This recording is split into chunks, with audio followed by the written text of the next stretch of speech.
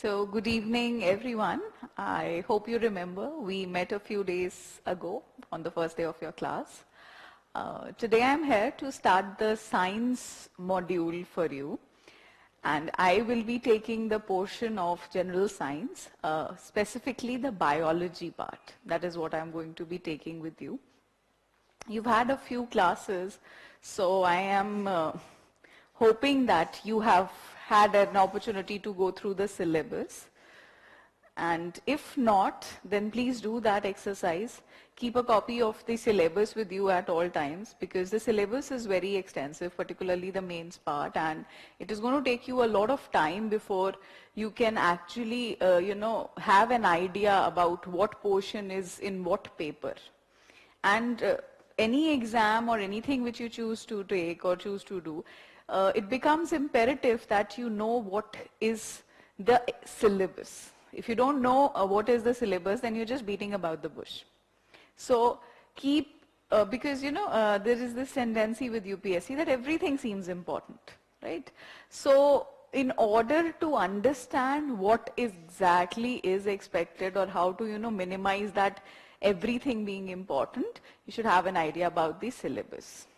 I'm going to talk to you about the syllabus of this section. So I've listed this out for you. See, the portion is called basic science. You would have seen that in your schedule also. And this is in your preliminary exam. There is a general studies paper 1. I'm hoping you're aware of that there'll be 2 papers. One is going to be the aptitude portion, CSAT, which we call it, and the second one is going to be the general studies paper. So general studies is the first paper. So we have general studies paper 1. In that, there is a topic which says general science.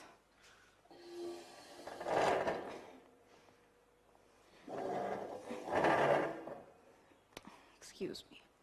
So there's a topic which says general science. So if you see the prelims topics, the prelims syllabus, there is this portion of general science which is the last part of that syllabus, and this is the part which we will mainly be dealing with. This general science includes physics, chemistry, and biology. So I am here and I will be taking the biology portion. You will have another faculty to take these portions on physics and chemistry. All right. If we come to the mains portion, in your general studies paper 3, we have biotechnology.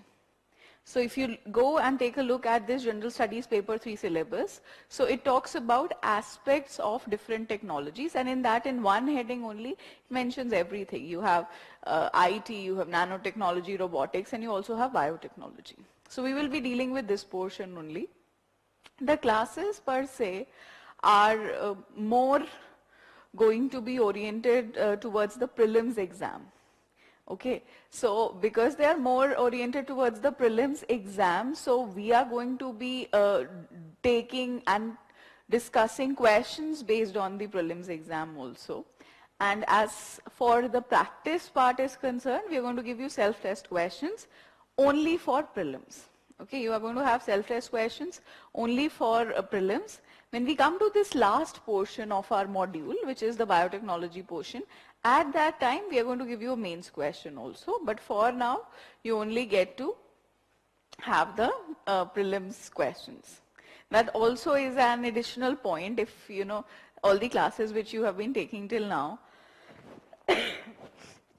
sorry, if in those you've not written your assignments, they are pending, some of them, so this can be your opportunity to maybe finish those up, because basic science classes are not coming with an assignment question. All right. The next thing after this syllabus portion is the pattern of questions, which I want to discuss here. So I'll give you a general idea about the weightage that this exam holds. Please remember, I am talking about the biology section. Okay, this weightage which I have listed on the screen, this is for the biology section. So in that section, 2020, the last prelims which was conducted in October, there were 4 questions. Okay, before that, the year before that, 19 May we had 5, 18 we had 2 questions.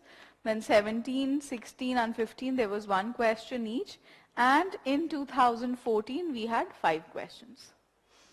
Okay, so roughly you can get a sense that it can be somewhere from 0 to 5. That approximation you can take. Why I say 0 is because 0 is always a possibility, and UPSC can surprise you with giving the leaving out the most probable sections also. So that can always happen, but recent trends have given us an idea that this section not only is coming in the question papers, but the kind of questions they are asking in your prelims exam, those questions are very, very conceptual. And it is not that, some of you might have a background, a history in this basic science or science subjects, but still, it is not good enough to just, assume that, okay, I have some idea, I'll be able to deal with the questions. The kind of questions which they are asking now, they need you to go through the content. They need you to have very clear ideas. And the two portions which are most predominantly seen in the paper are, one is your health, and the second is genetics or biotechnology. These are the two portions which are most relevant from the prelims perspective, and questions are being asked on these, but they are not very simple questions. Those questions are going to be needing a lot of effort from your end. How I plan to help you in this is that we're going to have somewhere around 6 to 7 classes. Okay, that's how I wish to cover the portion. In these classes, what I'm going to do is, I'm going to be focusing on delivering some very basic concepts. All of those concepts might not be, what should I say, might not be having the substance for questions being asked on them, but they will give you a base to understand other sections. And I'll tell you what other sections I'm talking about. So in your mains portion, and in the prelims also, there is this developments in science and technology. So we are talking about the basic static science part. On top of that, the applied aspect, the technology aspect is going to be based on it. Then you also have another section called ecology and environment. A lot of concepts which you come across in this section of ecology and environment, that is also going to be based on some basic facts of biology. So even when we are studying something, and even if it's not directly going to be in your questions, it is going to help you solve these questions. And both these sections also, they have somewhere around 10 to 15, environment may even 20 questions are asked. So overall, the number of questions which will require the concepts of biology, that is going to be a little more than the direct questions of basic science, which I've told you about. Right? And the aspect to cover all of this or to deal with your questions is going to be the current affairs. So you need these basic science classes in order to understand the science portions of current affairs. This is going to be the base. If you don't know what is a gene, or if you don't know what is DNA, you will not be able to understand the news which talks about a new development which is coming in on DNA. Or like there is so much buzz about a vaccine. So you have to know what is a vaccine, how does that work, what is an antibody. That is what we are going to do in these classes, the basic science classes. But the factual content, which is actually going to be asked in your questions, that you will find in your current affairs. Okay, so don't feel deprived if you think that, okay, this is something in news, this is not discussed. You're going to have separate classes called your monthly current affairs classes. We will start that module somewhere in June or July. And in that, the whole year's current affairs are going to be covered for you. Okay, so we will have magazines also. Monthly magazines have been prepared, and classes also are there to get you through that. I'll give you one example of a question which was asked this year.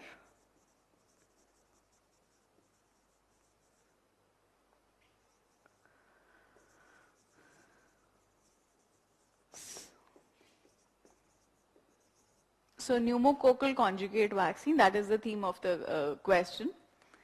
In the first statement, what UPSC does is it gives 3 statements and then asks you which of these statements are correct. That's a standard pattern. So in the first statement, it talks about the disease. All right. In the second one, it talks about drug resistance as a concept. And in the third one, it talks about the vaccine. Right. So this is a question which was asked. Okay. Now this is not something which I am going to teach you or which I taught the people who appeared last year. Right. But what do we deliver in these classes, or how we organize this, is that I tell you what is conjugate. I tell you what is a vaccine. I explain disease concept. I explain drug resistance, right? So you get an idea about this. All this which is asked in one question, that you won't find in the current affairs also, but it is all applied information. Okay, and the classes are going to help you understand these terms so that you can correlate and get to the question. Also, I will tell you why this question was asked. So this pneumococcal conjugate vaccine is a vaccine which has been manufactured in India. It is an indigenous vaccine and it got approval from WHO in January 2020. So January 2020 it was in news.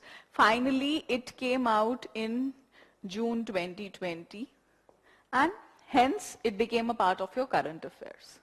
So it was a part of your current affairs and it was asked as a question. But when you read about these things in current affairs, you would read that, okay, a vaccine has been created by India, maybe something about the disease, but they will interrelate it to different concepts. And we get those concepts from this basic class, which is going to help you deal with the questions. It is not something exactly which I can, deliver or which anybody can deliver or predict that, okay, this is what is going to be asked. That doesn't happen. That's not the nature of this exam. We cannot really make any predictions. What we can just do here is we will equip you with all the information, with all the concepts so that you can do these questions. If you have prepared current affairs thoroughly, you will be able to handle the questions and handle them well. So current affairs give you the things which you have to learn, the facts. So the learning, the factual part, that you do through your current affairs, that you do through those classes of current affairs which are there, and the whatever is needed for you to understand those current affairs, the basics of those things, that we are going to give in this class. Okay, I'm not going to have a very, again I'm repeating this, a very fact-heavy class. Okay, I'm not going to be putting a lot of facts because I have curated all this content based on the demand of the examination. So you have to understand how much effort to put in what subject so that you can get the maximum benefit. Most of your questions are going to be coming from current affairs, so that's where you learn. Here you understand. Okay, and I am going to be available for any queries which you have, right? Anywhere if you think, because biology, I understand most of you would not have studied that after your 10th standard, right? So there might be a differential pace of understanding. So if you have any issue, you can always ask.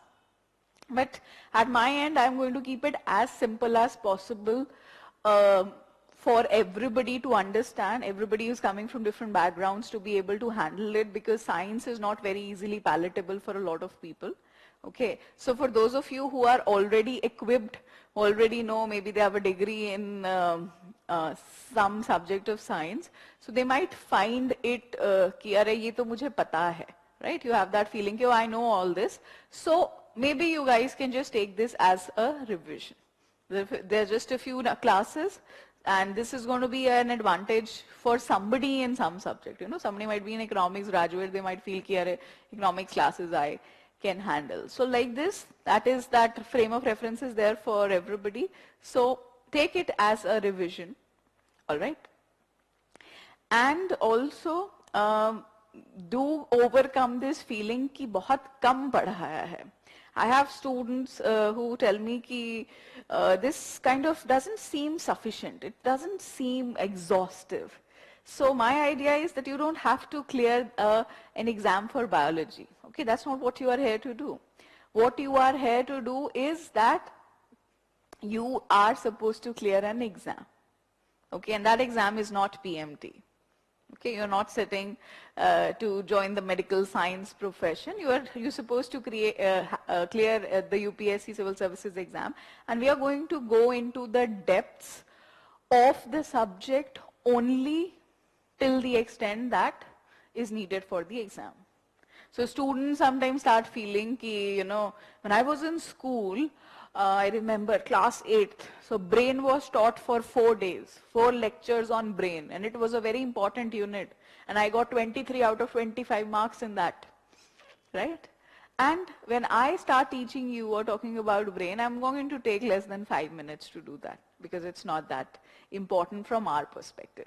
So then students sometimes feel cheated. Ki, Are, yaar, aise kaise? I had studied it in 4 classes.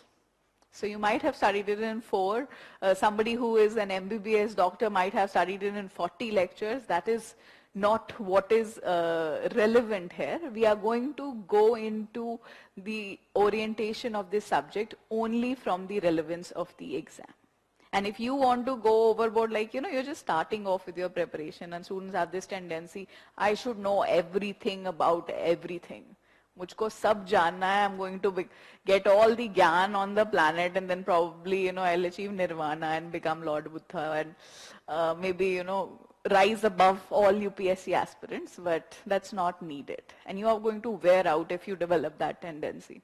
So from the first day itself, you have to understand how to play it smart, how to, you've joined a professional coaching, and you have to be smart enough to take maximum benefit of the people who are doing this process. So, you're experts, like you have Divyansh today, or I am here, or anybody who comes and talks and discusses it with you, they have done their research, they have gone through the process, and they're more aware as to, what could be important. So you take that already done, already nurtured help, and make sure you revise more.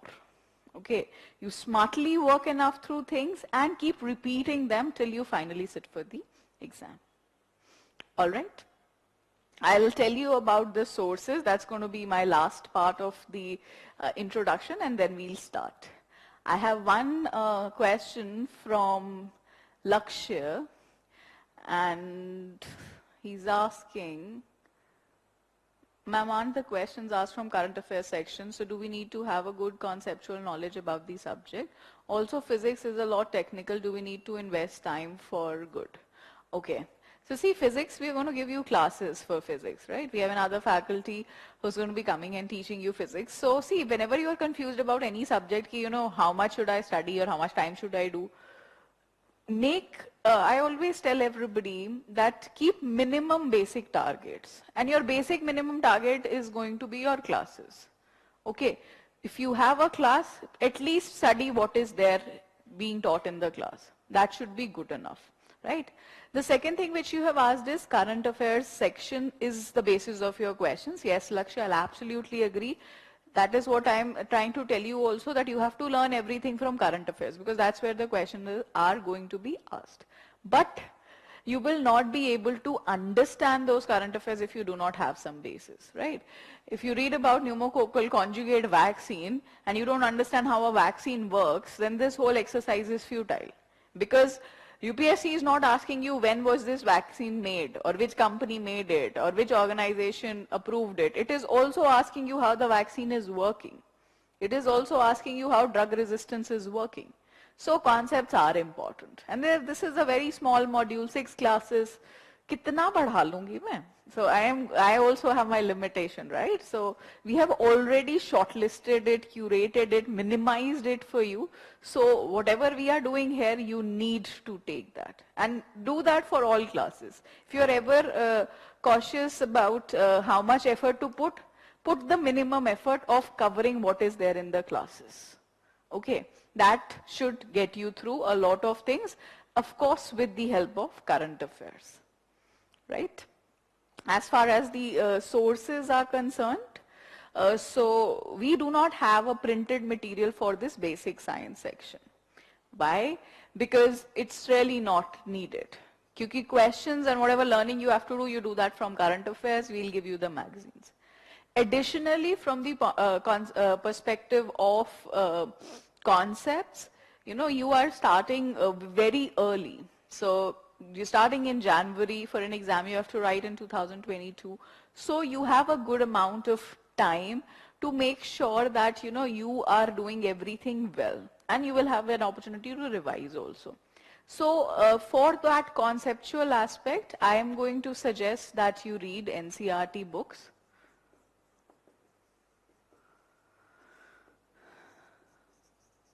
Class 6th, 7th and 8th.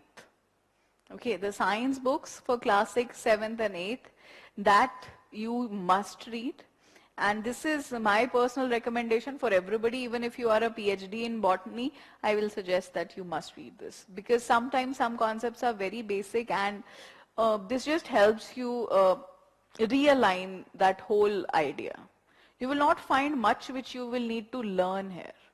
Okay, you will not find much which you need to learn, or you might not need many revisions, but one reading I will suggest you must do. After that, just prioritize what needs to be gone through again and read only those portions. But one reading, this I feel, you can say, I would go as far as to say that it is mandatory for everybody. After this, we have class 9th, 10th, and 11th and 12th. Okay. 11th may, as such, we don't have anything very specifically relevant to our portions of biology, but in general I'll tell you, these are the books which you can read selectively. Okay, they are more technical, they are more information ridden, and that is the kind of information which we do not need. So these books you read selectively. Okay, you can maybe just pick out the topics or the chapters which we are doing in the class and cover those. But 6th to 8th, I will suggest you read all the chapters, all the books. How I am going to help you in this aspect is that after every class, I'm going to tell you the chapters also. Okay, I'll tell you that, okay, for this chapter, maybe you can read these 2 chapters or 3 chapters, or however I find the connections. So maybe you can follow it that way. Right, you can follow the pattern in which I am going, or if you want to read it in your own pace, so maybe you can start off with class 6th. Okay. The other thing which I want to tell you is start going through previous year's papers. Okay. Previous year papers for this section, the basic science biology section, for many years, somewhere from 2005 to 2000, you can say 14, 15, there was this very large span where there were very few questions. Okay, so maybe instead of the conventional pattern of doing 10 years paper, you can go beyond that. You can cover 15 years or 20 years also. Just see through the questions. At this stage, maybe you will not be in a position to maybe solve those, but going through those portions should be helpful in understanding the demand of the exam. And that is what we have to do, so that we develop that attitude in terms of what kind of questions are being asked. So we just start going through the questions. What we are going to do here in the class also, I'm going to make you solve some of the UPSC prelims questions in every class depending on the topic which we are discussing, and so that you get a little confidence in what we are doing and the fact that you can solve questions. I'm also going to be talking to you about how to solve MCQs. Okay, so that I feel should be helpful, but at your end also I think that you start going through the UPSC previous year's questions. They're easily downloadable online. You can buy a book also, however you're comfortable. That's at your end. Fine. I have one more question from Ankita. How to read articles on science from the Hindu? Okay. How to assess which is important from the newspaper? Okay, this is a very relevant question, Ankita. So see, now the problem is this only, that how do you find out what is important in science section particularly. What I found in my observation is that, there are those pages in the science sections. You have like specific science sections, maybe the one coming on Sunday.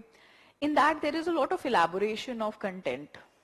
Maybe they're talking about, the Indian Institute of Science in Bangalore. It is coming up with some research or something like that. And if we start studying all of that, it is going to do more harm than good, because it's going to take a lot of your time and will not give you a lot of specific helpful information. So personally, I do not recommend that you go through all those articles. What you can just do is that maybe you can just see what it is talking about. Okay, just the topic. Suppose it is talking about Kala Azar. There is an article, some maybe diagnostic test for Kala Azar has been created. So at least when you read that headline, you get an idea about what Kala Azar is exactly. Okay, what kind of a disease is it is. That should be good enough. Don't put in a lot of time in reading those articles.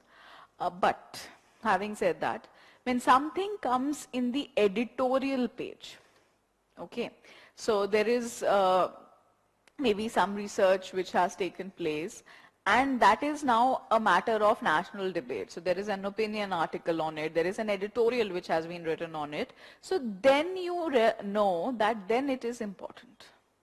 Okay, then you read through it, and then you make sure that you have an idea about what they are talking about.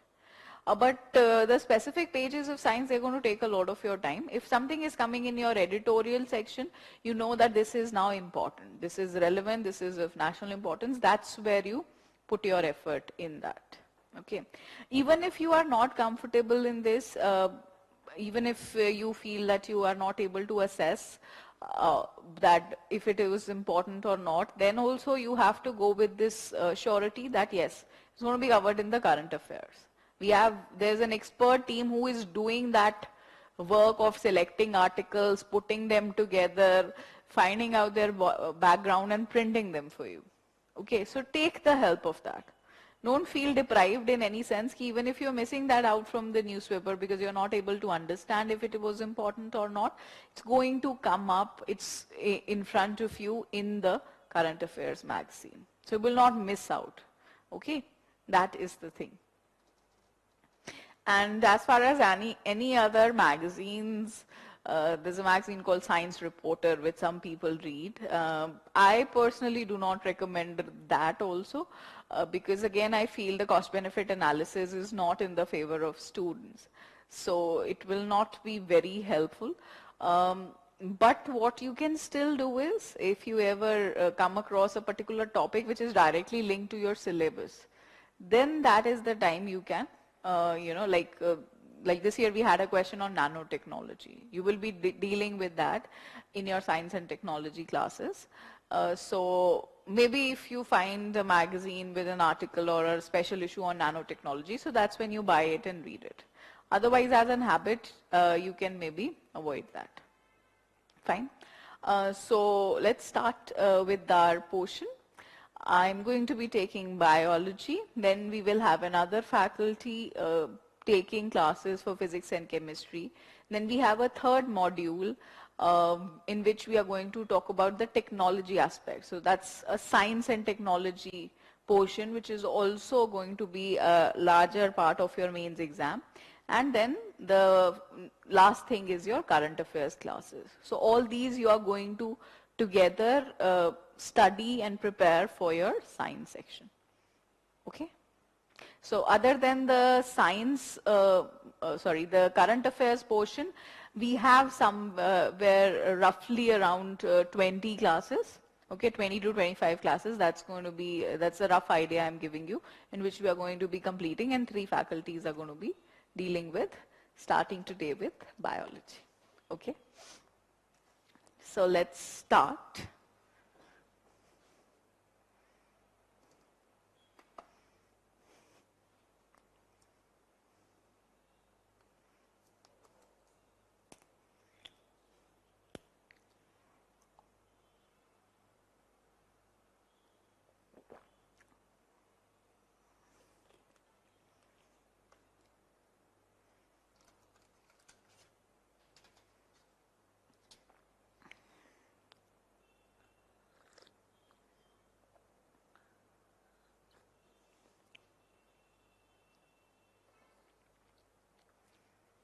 All right. So the first topic which I've picked up for you is something which I feel you will find it a little easier to associate with. That's food and nutrition.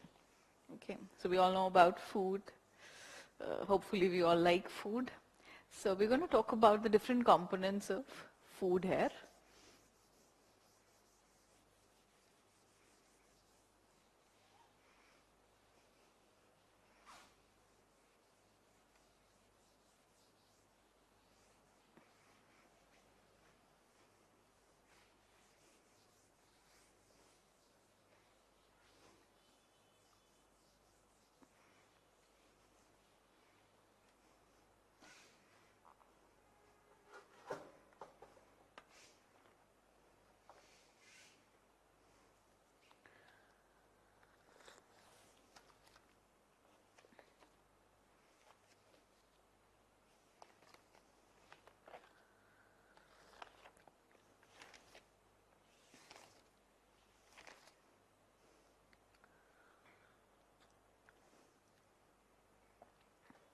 Okay, so as far as the notes or note making part is concerned, because I want to talk more about concepts and less about exact definitions. So in the first few classes, I will be dictating things to you, dictating basic definitions.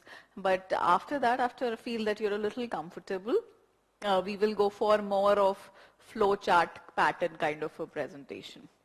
So let's start.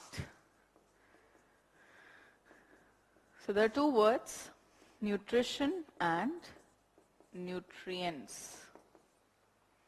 You've heard both these words numerous number of times and you roughly have an idea also that what they are.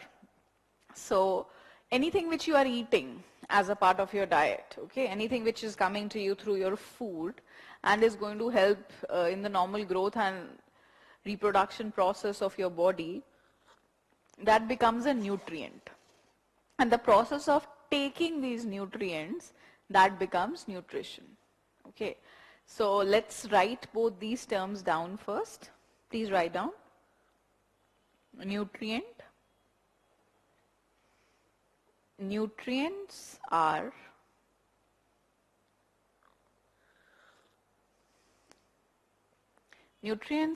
components of food. Nutrients are components of foods essential for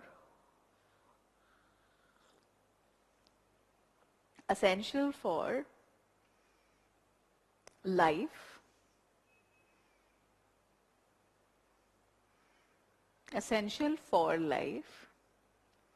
to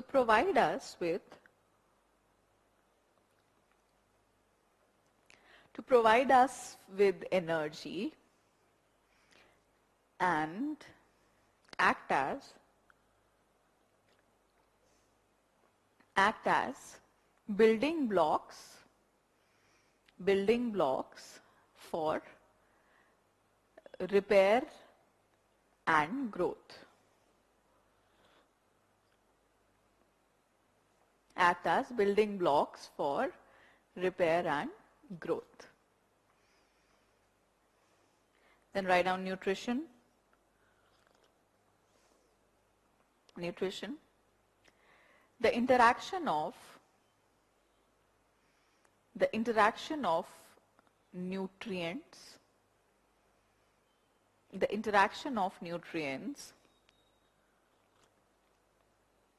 in the food,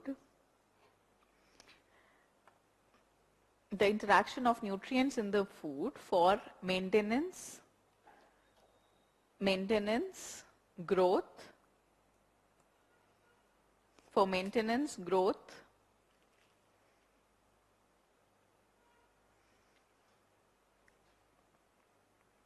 health and reproduction.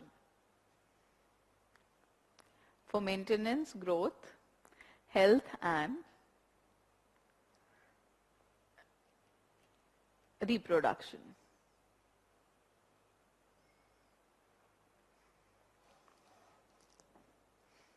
Okay, all right. So we're going to divide these nutrients into two parts. one part we are going to call macronutrient, and the second part we are going to say is micronutrient. Okay, so you have macronutrient and micronutrient as two types of nutrients. Now you take a look at this. We have macronutrients, proteins, carbohydrates and fats. So you know about these terms, right? You've heard about this. And micronutrients may we have vitamins and minerals, right? So proteins, carbohydrate, fats, vitamins and minerals, they are our nutrients divided into macro and micro. Now what you have to remember is what makes it micro or macro. So macro and micro is in terms of quantity. Okay, so something which is a macronutrient is going to be needed by the body in a larger amount. It will form the greater portion of the food. You need more of this. And micronutrient is going to be that food item or that part of food which will be needed in a lesser amount. Okay, so lesser amount does not mean lesser significance. They are both equally important in the body. They all have their roles to play, but the amount is variable. That is the only difference. Okay, let's write this down. Please write down macronutrient, macronutrient, those nutrients which the body needs, those nutrients which the body needs in a large quantity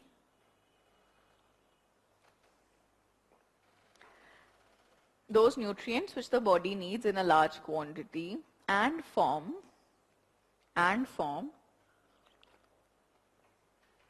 the greater part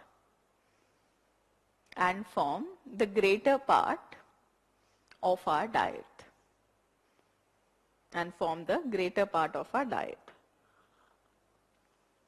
After that, please write down carbohydrates, proteins and fats. Carbohydrates, proteins and fats. Then write down micronutrients. Micronutrients, those nutrients which the body needs,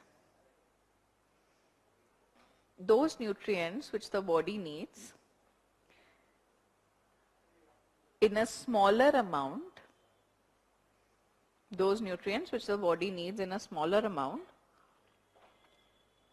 and form a lesser part of our diet.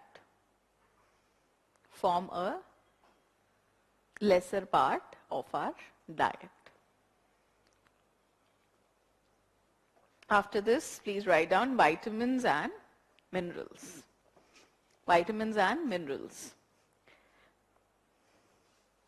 So what we are going to do is, we are going to discuss all these 5 things: proteins, carbohydrates, fats, vitamins and minerals, one by one. Starting with carbohydrates. Okay, starting with carbohydrates.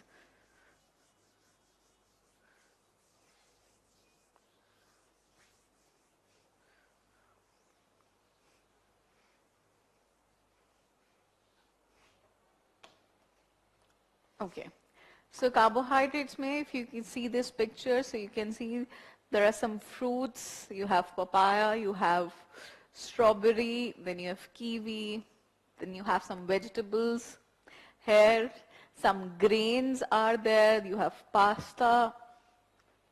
All of these are going to be the carbohydrates. Now chemically, if we think about carbohydrates, they're supposed to contain carbon, hydrogen and oxygen. Okay, these are the 3 things which carbohydrates contain, and the main purpose of carbohydrate is energy. All the sugars are carbohydrates, all your grains are carbohydrates, okay, rice, wheat, all of that is carbohydrate, and their main purpose is that they act as the main source of energy. So the energy which the body needs for all its life processes, the body is going to get that energy from carbohydrates. Okay, that is their purpose, that is their job in the body. Now we are going to talk about the different types of carbohydrates here.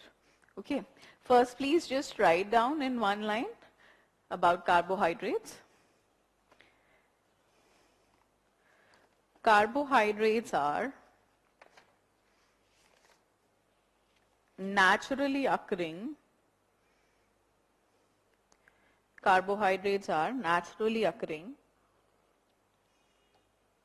organic compounds.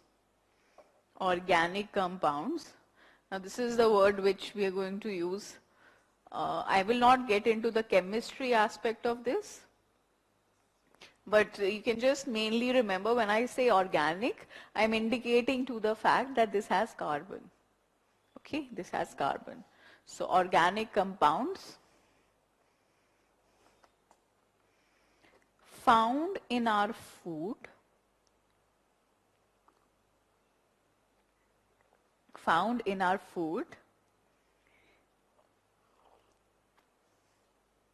which can be broken down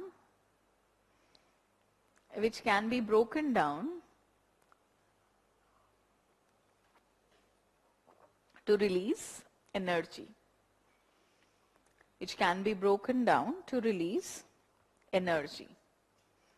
Okay. The term used technically is saccharide. The units of carbohydrates are called saccharides, and depending on the number of these units, different types of carbohydrates are there.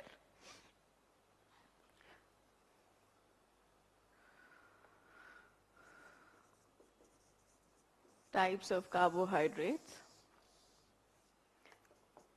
The first one is going to be called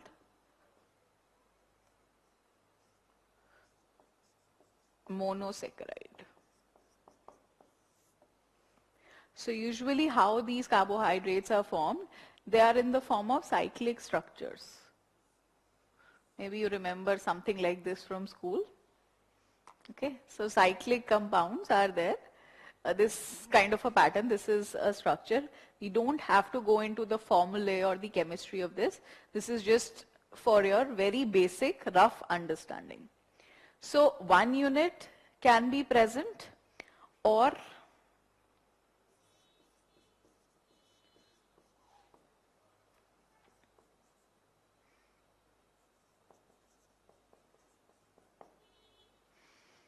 what we can have is that another such unit can join together with this. So there will be a bond formed in between this. So two units have joined like this. Further also this can happen. Okay, any number of units can keep joining together. When these units are singly present, we say it's monosaccharide.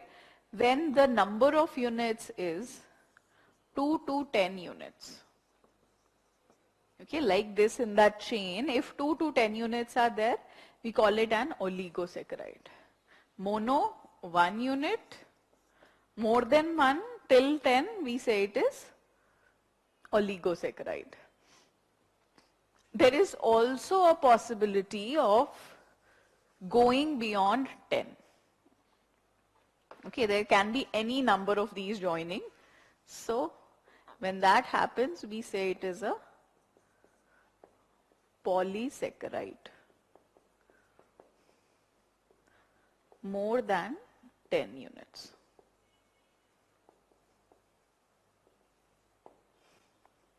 Okay, so like this in a chain, they will keep joining. The bond formed between different saccharide units or different monosaccharide units is called glycosidic bond. So every time they join, a bond is formed, and that bond is called glycosidic bond. Okay, so these bonds that can thus be broken also. So if suppose there is a polysaccharide which has 20 units, so 20 bonds will have to be broken. Okay, actually not 20, 19 bonds, right? In that sense, will have to be broken. And when they will be broken, each of these units will exist separately as a monosaccharide. Similarly, it can happen with oligosaccharide also. But monosaccharide, already one unit is only there. So it is in its simplest form. This has no glycosidic bond, nothing like that. So this cannot be broken because it's already the most simple basic form of carbohydrate. This is present in that form. All right. So what we're going to do now is we're going to write about these and we're going to talk about their examples. The examples of these are very important. They are going to help you connect better with this topic once we talk about the examples. So let's write down. First write down monosaccharides. Monosaccharides. They are the simplest form of carbohydrates. They are the simplest form of carbohydrates which cannot be broken down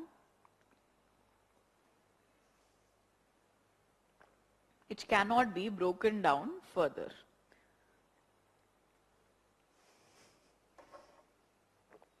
Now examples. Now you've heard all these things. We're just going to write that down. Please write down. You can copy from the board. The first one is glucose. So we've all heard about glucose. Glucose is that form in which energy is utilized.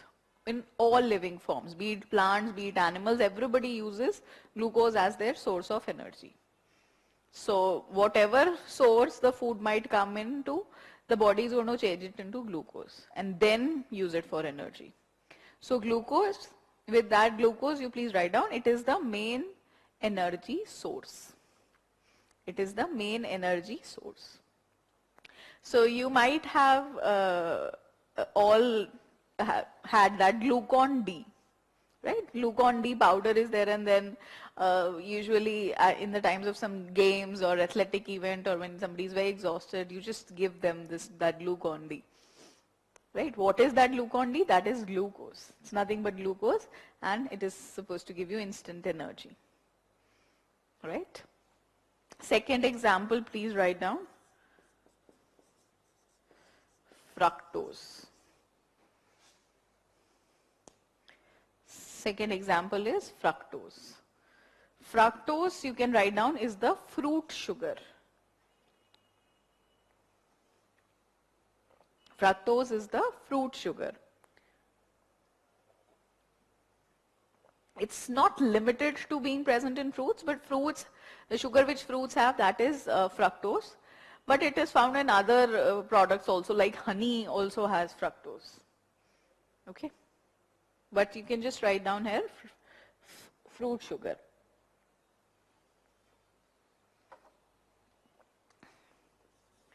Then the third one is galactose. Galactose is a part of milk. Galactose is a part of milk.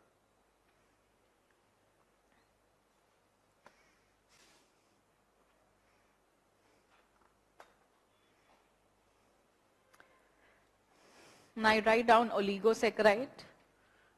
Oligosaccharide. After this, write down oligosaccharide.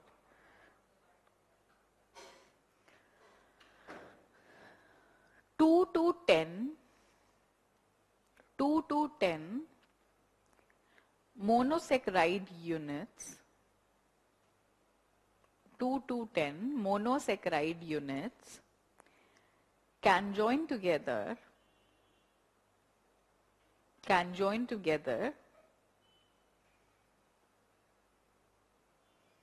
by a glycosidic bond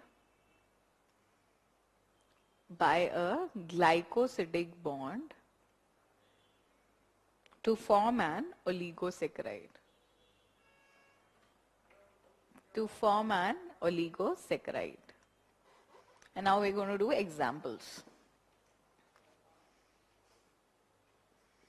The first example is sucrose. Sucrose is your common table sugar.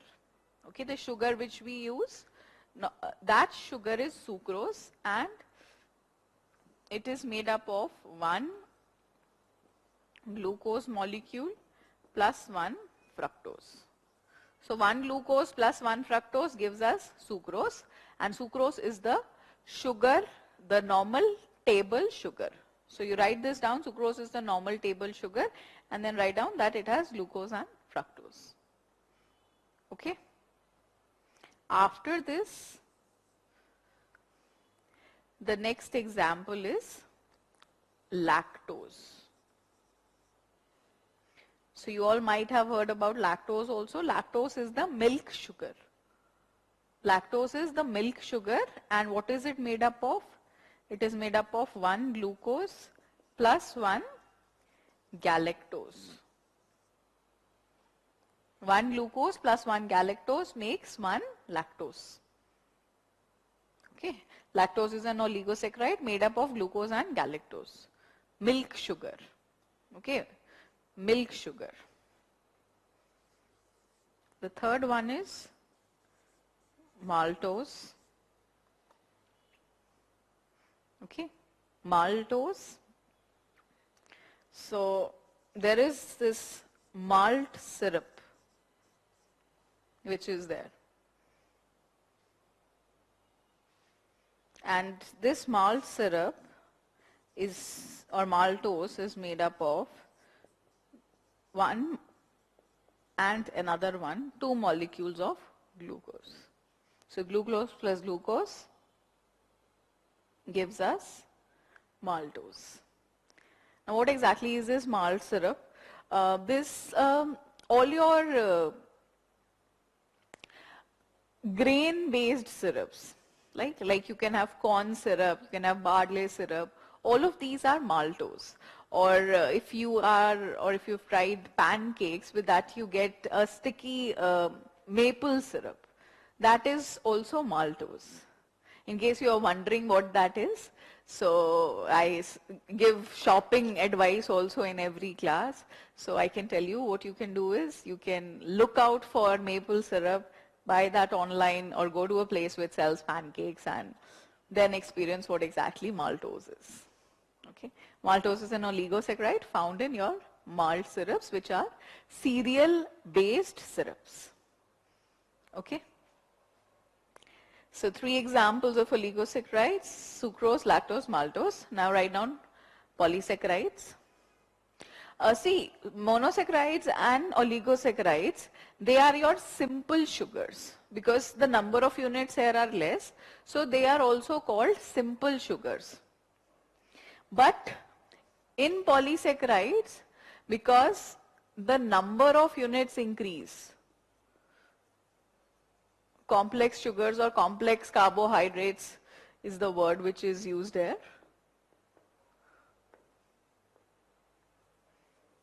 Why? Because they can have number as, in hundreds they can have their numbers, and they're not like linear structures like those ones which we draw for oligosaccharides. Bonds would be same, it is glycosidic bond only, but they can have more complex structures. They can be branching, there can be interconnected chains, different structures is there. So because different structures are there and number of units are more, they are more difficult to process or break down. Okay, that is the property of complex sugars, that they are more difficult to break down because they're not exactly the easily absorbable sugars which are monosaccharides and oligosaccharides, because more bonds are involved, more time it will take, more energy of the body it is going to take to break these down. Okay, please write down polysaccharides. Polysaccharides.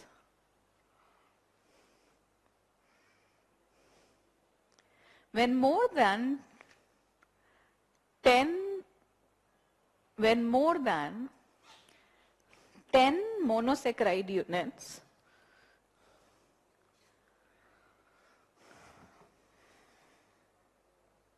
join together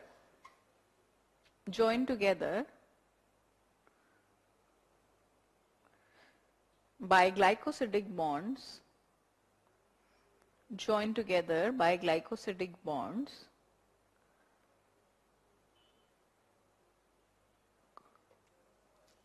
complex carbohydrates called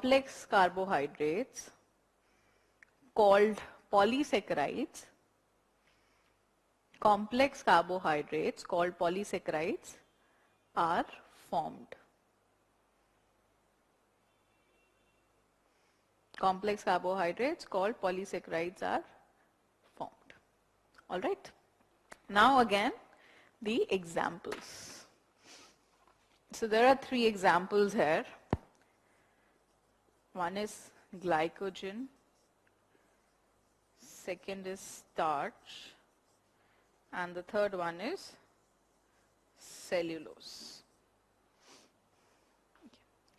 Now what is happening is, I told you that glucose is needed for energy in the body. The body needs glucose, right? This glucose, when this is present in excess, more than what the body needs for energy, it is supposed to be stored. If it's extra, the body will store it. And plants and animals store it differently. What do plants do? Plants store this glucose in the form of starch, and animals store this in the form of glycogen. Okay. So they are starch and glycogen, they are both polysaccharides. The unit which is forming them, okay, or the monosaccharide which is being repeated again and again, or multiple copies of that monosaccharide which are there, that is glucose, because this is a stored form of glucose only. But they're structurally different. They're going to be different in structure, and they're going to be exclusively found in plants and animals. Plant cells will have only starch. They cannot have glycogen. Animal cells will have only glycogen. They cannot have starch. Okay. So please write down for glycogen. Glycogen. It is the storage product. It is the storage product of glucose. Storage product of glucose in animal cells. Storage product of glucose in the animal cells. Okay. And for starch, write down starch. It is the storage product. It is the storage product of glucose. Storage product of glucose in the plant cell. Storage product in the plant cell. There is this third type, cellulose. Cellulose, also the constituent is glucose. It is made up of multiple number of glucose molecules, and it is found only in plants where it makes up the cell wall. We will study what is cell wall in the next class. Here you can just write down cellulose. Cellulose is made up of glucose. Cellulose is made up of glucose. It is found only in plants. It is found only in plants and makes up their cell wall. And makes up their cell wall. Okay. Now all of these 3 things, they all have glucose, but they are serving different purpose. Like glycogen, found only in animals, starch and cellulose both are in plants, but they're doing different jobs. Starch is storing, okay, storing glucose. So whenever glucose will be needed for energy, the starch will be broken down. Cellulose is found in the cell wall. Okay, cellulose found only in plants, but it is making up the cell wall. What is the function of cell wall? That we are going to do in the next class. Okay. So this is it for your carbohydrate section. Um, Basically what you remember is carbohydrate are your main source of energy. Okay. It is carbon, hydrogen and oxygen. Then the single unit is called a saccharide, and based on the number of units, different types are there. Monosaccharides, you go into the examples, then oligosaccharides 2 to 10 units, examples, polysaccharides more than 10 units, complex structure, structural parts, and the bond formed between is glycosidic bond. This is it. Okay, this much is what you have to remember. You have to remember the names, you have to remember the bond, and this is what carbohydrates are all about. Okay. We are going to go into the next part, which is our proteins. Okay. We'll talk about proteins after this.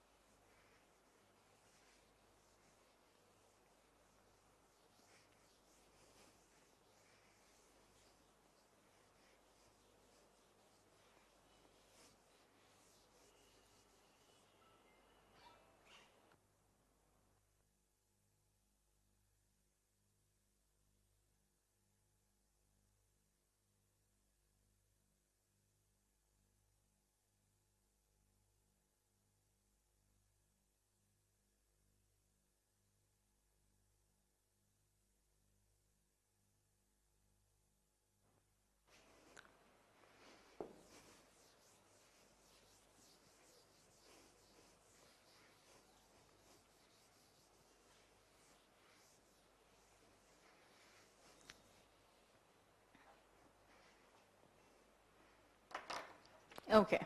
So in similar pattern, like we studied carbohydrates, we're going to talk about proteins now. So you can see this. So you have some fish, you have cheese, you have walnuts, almonds, you also have some legumes here, you have an egg. All of these are sources of proteins. Protein additionally contains nitrogen. That is its main feature. That along with carbon, hydrogen, oxygen, it also contains nitrogen. Okay. So this presence of nitrogen is the property of protein. Some proteins have sulfur also. Okay, some proteins can have sulfur also, but not all proteins. If I'm talking in general about something which is common to all the proteins, that is going to be carbon, hydrogen, oxygen and nitrogen. Okay, this is what is going to be making up our proteins. So proteins, the repeating unit in this case is amino acid.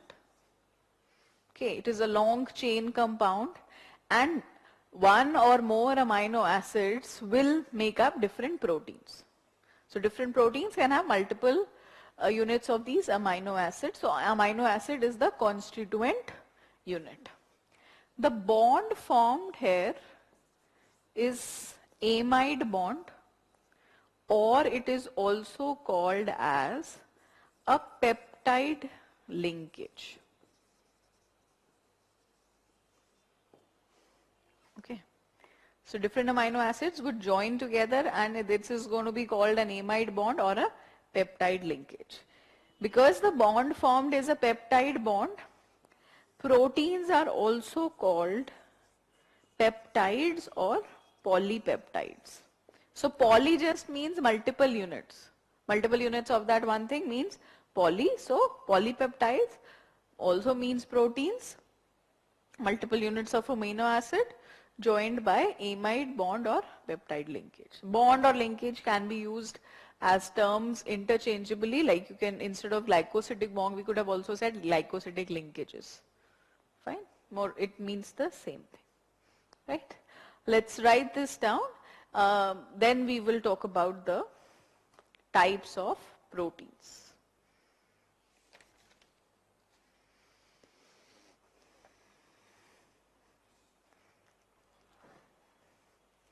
Proteins are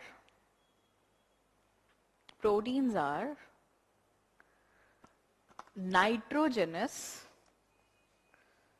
Proteins are nitrogenous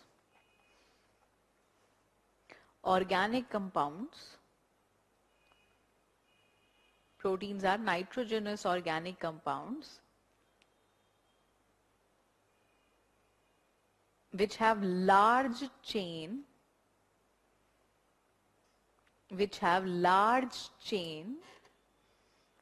amino acids,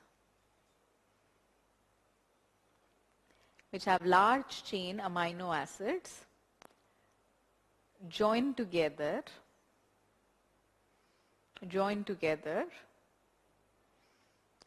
by a peptide bond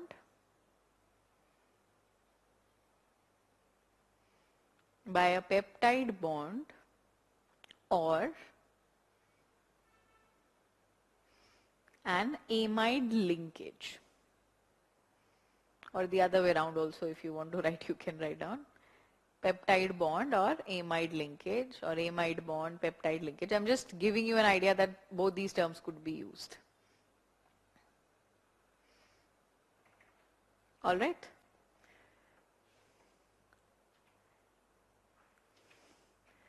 After this, we're going to talk about the different types of proteins. So like we divided our carbohydrates based on the number of units, in proteins, the division is going to be based on their structure. Okay, how they are structurally, that is what we are going to talk about.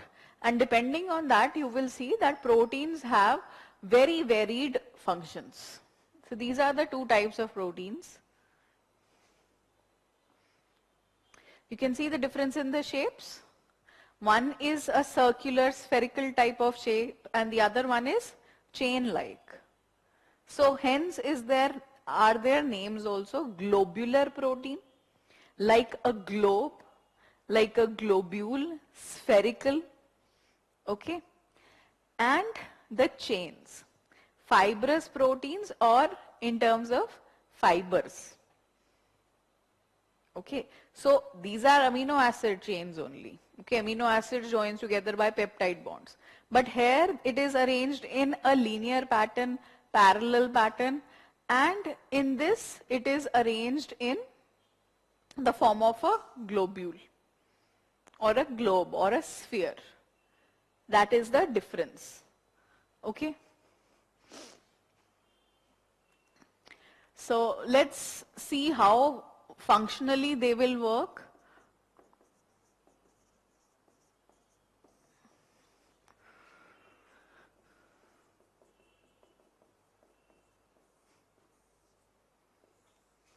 And their examples.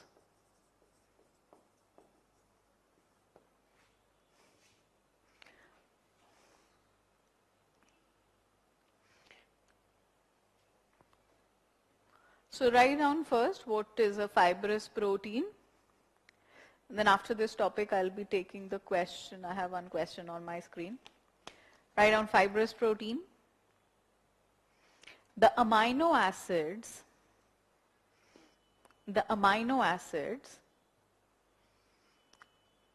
run parallel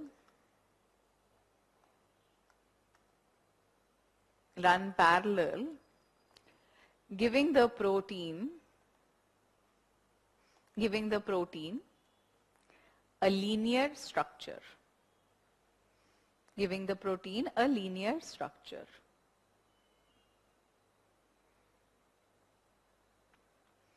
They are structural proteins.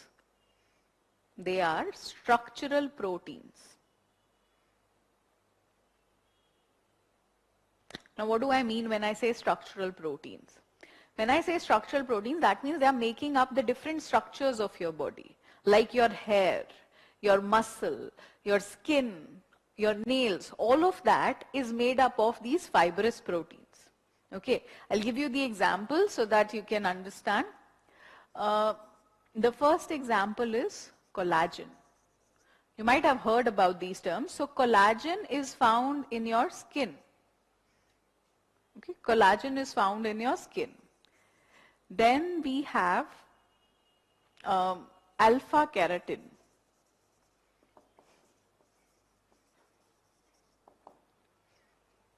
Okay, so alpha keratin is found in your hair, in the nails.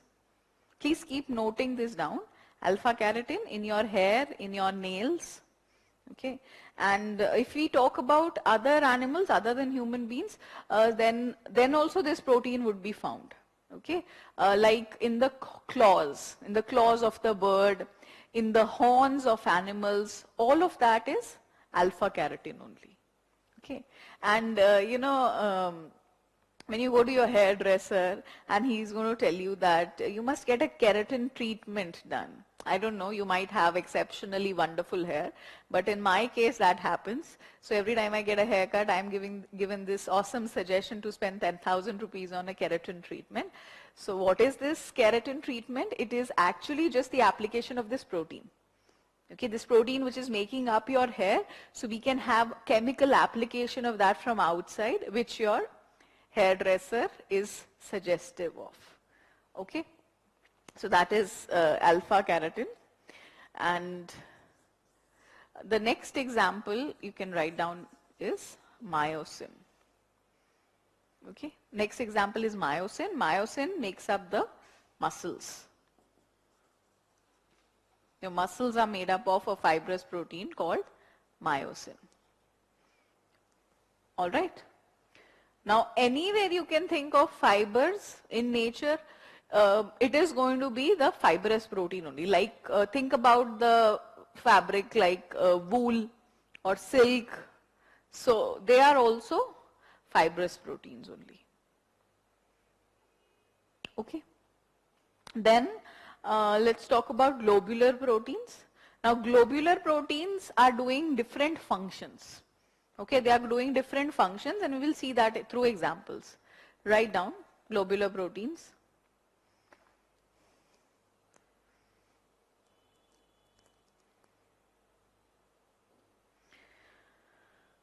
The polypeptide chains are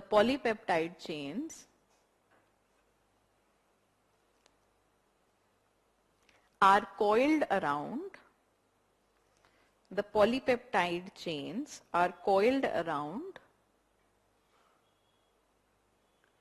in a spherical shape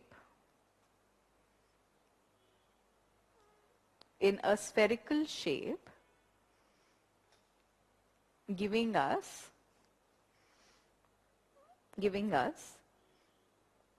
functional proteins.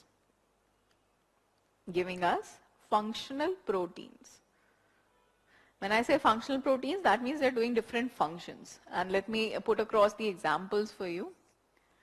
The first example I want to give is blood plasma proteins. So we will study what is blood plasma, right? But here, just as an example, you can write down blood plasma proteins.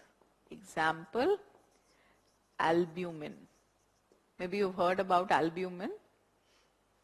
Blood plasma protein, albumin. Please keep writing down. Second, some hormones. We have to study what are hormones, what are their functions. That will come in case you are not familiar with this. So there are different agents in the body called hormones, and some of those can be proteins also. The example is insulin. So you might have heard about insulin. Some hormones like insulin. And the third example is enzymes. So all the enzymes, I'm just going to tell you what is an enzyme. All the enzymes are proteins. Which kind? Globular proteins. Okay. So I have a question from Rishabh where he has asked me what is the example of lactose. Lactose is milk sugar. If that is what you're asking, lactose is milk sugar. It's found in milk. Okay, it's found in milk. So milk has natural carbohydrates. What are those carbohydrates? That is lactose, milk sugar. So let me take the example of lactose only to explain this. Lactose is present. Okay, you've taken a milk and this milk now has to be digested. When I say digested, that means it has to be broken down. So if I break down lactose, what will it break down into? It is going to break down into its constituent monosaccharides. What were those? Glucose plus galactose. So in the body, once you have consumed milk, this reaction has to go through. Glucose has to break down into, lactose has to break down into glucose and galactose. Okay. So there is an enzyme which is going to help in this process. Okay, there is an enzyme which will help into this process, and that enzyme we are going to call it as lactase. So lactase is that part of this reaction which is going to help lactose to break down it into its components. This is similar, if I give you an analogy, the analogy is that of a catalyst. If you are familiar with the concept of a catalyst in chemistry, what happens is you have, say, A. So there is this reaction. A has to break down into B and C. So there is going to be a catalyst which is going to facilitate this reaction. Okay, in chemistry, see, this catalyst can stop a reaction, increase a reaction, decrease a reaction, everything is possible. But when we talk about biological systems, we are usually facilitating a reaction or helping a reaction only. Okay, so this catalyst which is supposed to help in performing this reaction, when we talk about living systems, when we talk about biological systems, we say that this is a biocatalyst, because we are talking about living systems and bio is the term for a living system. So biocatalyst, or we call this as enzyme. So all the reactions which are going to take place in the body, they are going to have specific enzymes. Like to break down lactose, we had an enzyme called lactase, which will help lactose break down into glucose and galactose. Now you might have heard about some people who suffer from the problem of lactose intolerance. Okay, lactose intolerance is a condition in which this lactose cannot be broken down into its constituents. Why those people cannot do it? Because they lack in this enzyme lactase. So if you do not have this enzyme lactase, you will not be able to break down lactose. And if you cannot digest lactose, you will not be able to take milk products. So those people who are lactose intolerant, they are not able to digest milk, so they take alternative forms of milk, like maybe soy milk or almond milk, such sources, rather than the actual milk source.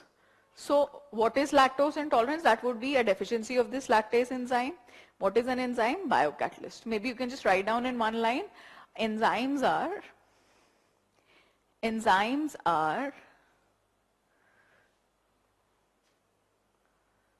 biocatalysts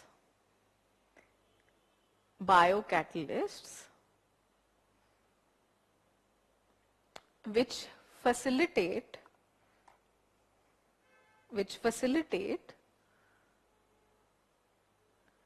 the rate of a reaction.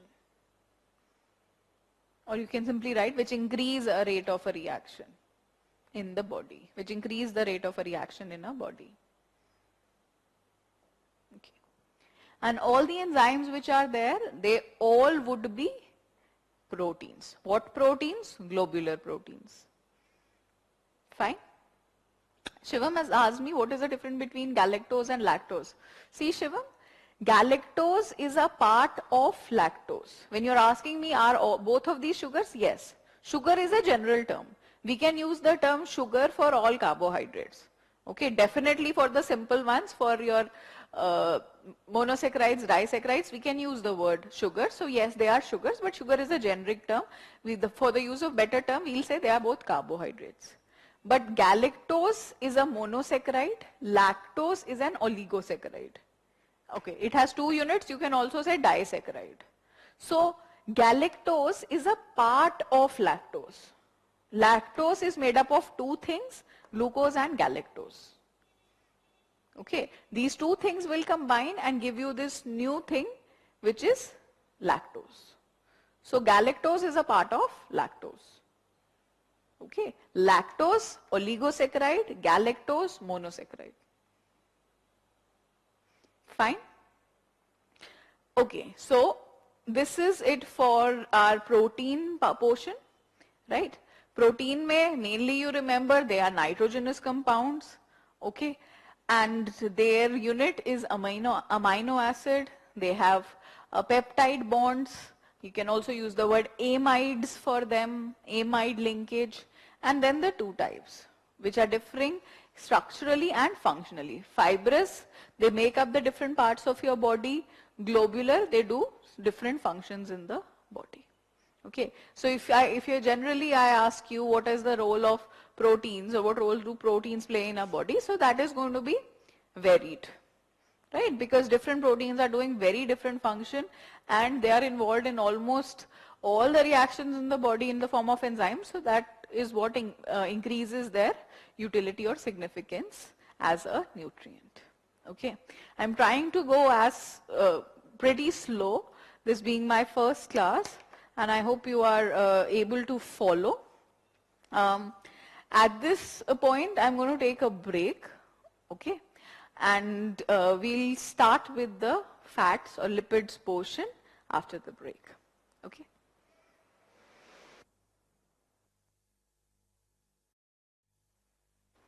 So welcome back.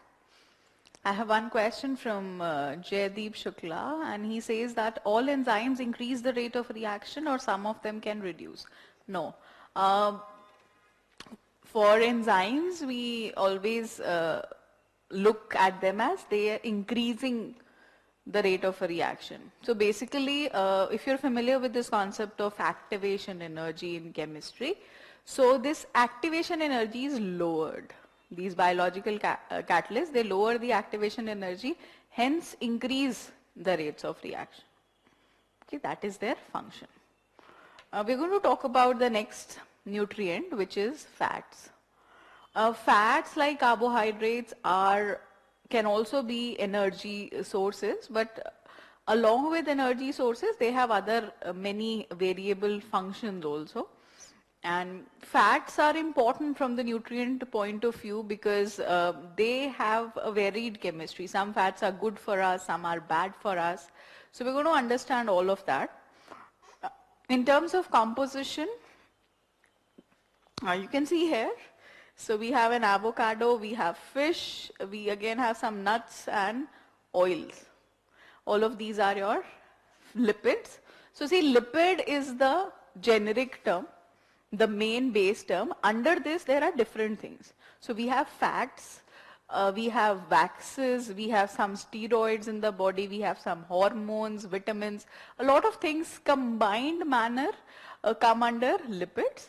But the form in which we have to study it, that is mainly, or the aspect which we are going to study, that is going to be fats. Okay, but here in terms of nutrient value, I've used the word lipids. Okay.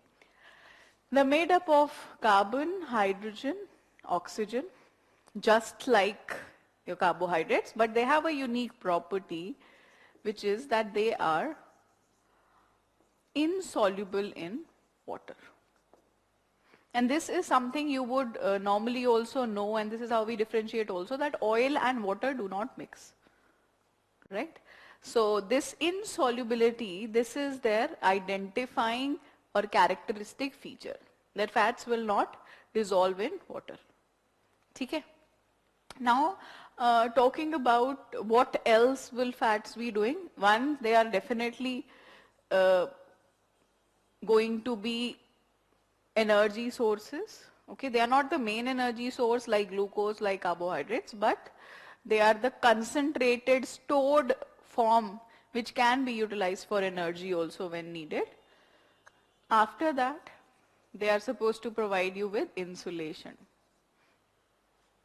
And you will study about these aspects in ecology environment also, that all the animals who are supposed to survive in colder climates, like imagine the polar bear or the penguin, all of these animals, whatever size they are, they have very thick layers of fat beneath their skin, right? That is supposed to provide them with insulation. Okay, so that is a natural adaptation. And I used to feel this, that I have such thick layers of subcutaneous fat, and I've always been fat right from the time when I was a small child, but it doesn't really help me with insulation. So I have both the problems. So I'm fat, but still I have to wear a lot of clothes also. Of course, in reality, the insulation or the heat building process is more complex.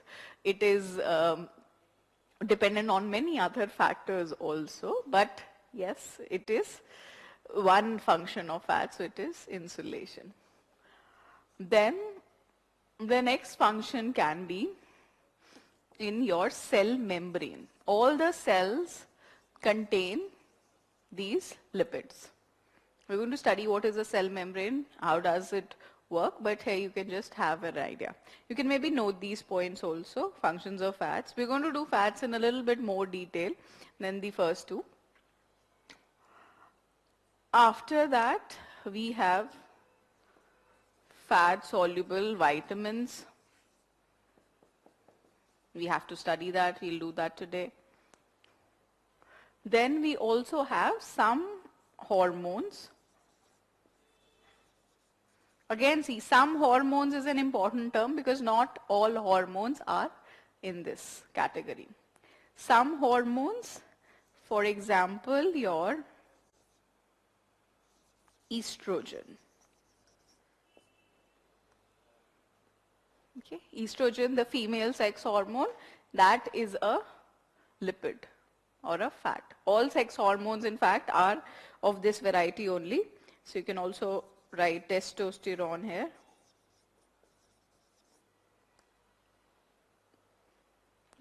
Along with that, fats are also needed as signal molecules in the brain. Okay, there would also be signal molecules in the brain. So that would be their function. In terms of structure, if I talk, or in terms of unit, the main form is triglyceride. Triglyceride is the form in which fats are stored in the body. Okay, the fats are stored in the body in the form of triglycerides.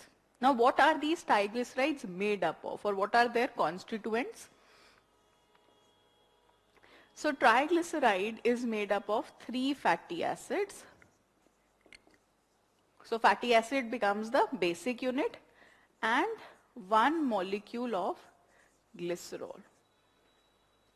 So, there are 2 things. One is a fatty acid, one is a glycerol, which together make a triglyceride, which is the storage form of fats, and the bonds formed here is an ester bond.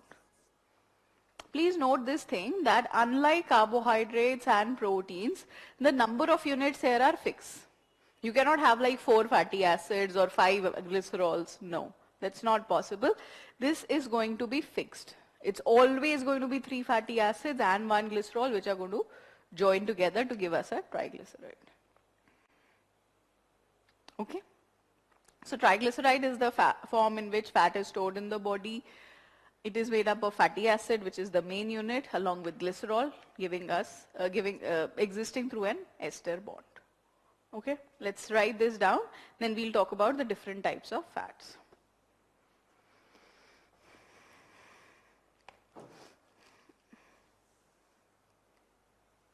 Lipids are organic compounds. Lipids are organic compounds which are insoluble in water. Which are insoluble in water.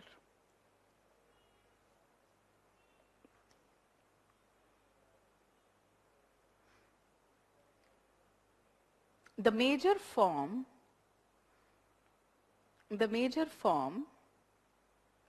in which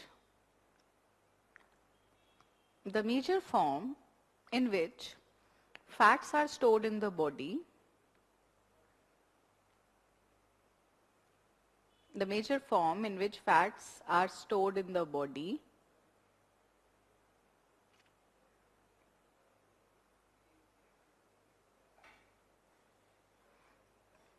is triglyceride. The major form in which fats are stored in the body is triglyceride. It is made up of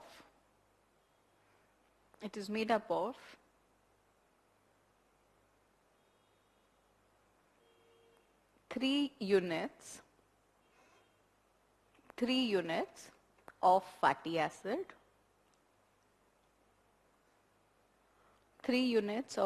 acid, and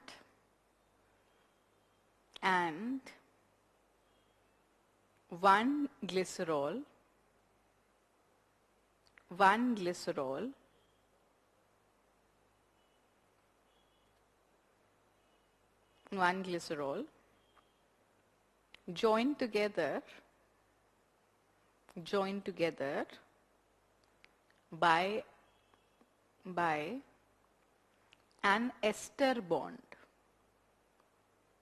joined together by an ester bond.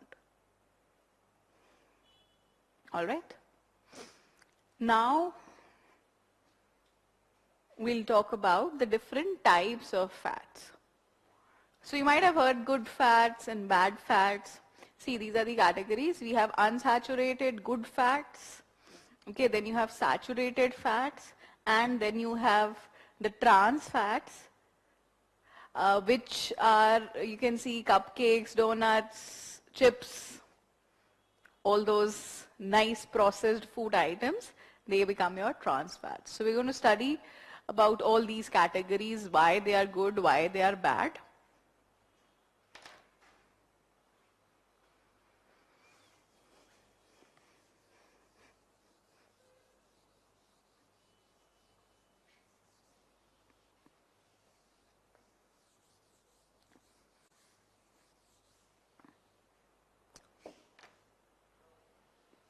Okay, so this categorization of fats is on the basis of fatty acids. Okay, what type of fatty acids are present, that determines the nature of fat. So we have different types of fatty acids.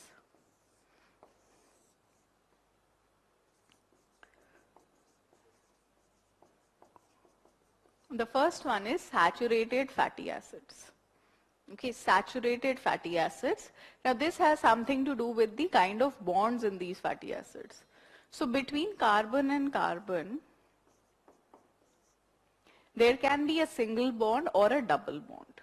See, in nature there can be triple bonds also. But this I am talking about fatty acids. In fatty acids there are two kinds of situation. One is a single bond. The second one is a double bond.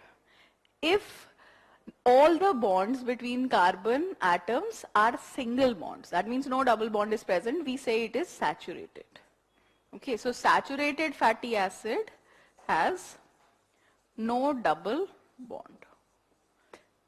For this portion I am not going to be dictating anything, so please keep writing along with me. Okay, saturated fatty acids are those which do not have a double bond. Now most of the times it has been seen that these fatty acids are solid at room temperature. Okay, most of the times they are solid at room temperature. and they are mostly from animal sources. Now please emphasize on these words, mostly. There are always exceptions to this, but mostly saturated fats are coming from animal sources and they are solid at room temperature. So you can write down the examples of saturated fatty acids.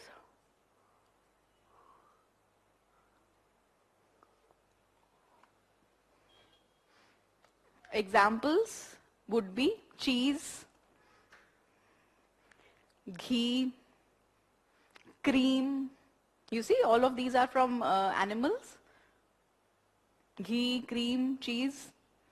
And you can have an example of a plant source like coconut oil. Coconut oil. Okay, coconut oil. The next one is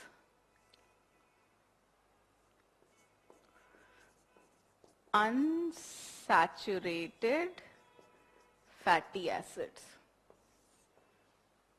So if saturated had no double bond, the unsaturated one is going to be the one which has double bonds. So presence of double bonds. Based on the number of double bonds, they would be divided further. But most of the times what has been observed is your unsaturated fatty acids, they are liquid at room temperature and they are from plant sources. They are mostly from plant sources and they are liquid at room temperature. Unsaturated fatty acids. Okay, so all your vegetable oils, all different kinds of oils, they would fall under this category. They are further divided into two types. One is monounsaturated fatty acid. Monounsaturated fatty acid, so it is abbreviated as MUFA or MUFA it is called. Monounsaturated, mono word means one. So monounsaturated means it has one double bond.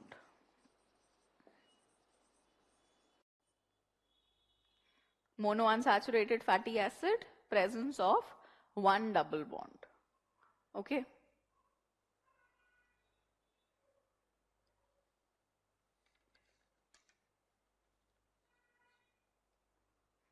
Okay, so I've been asked to dictate the spellings.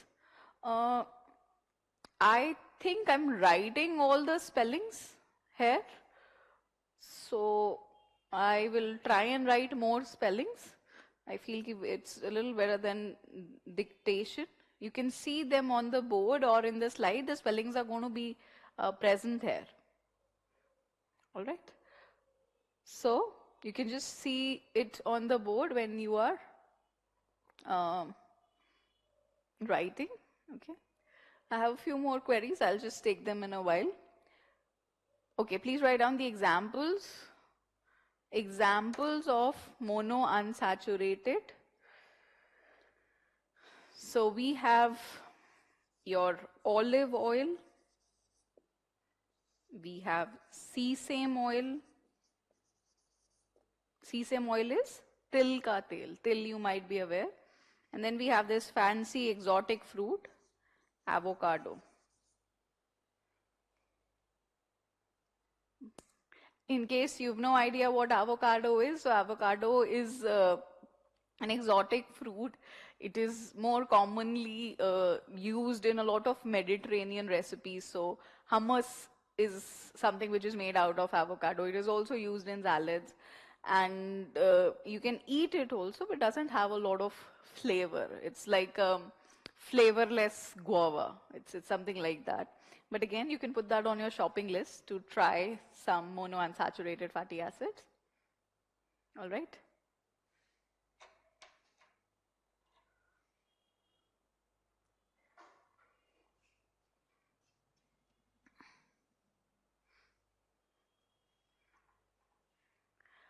The second type is polyunsaturated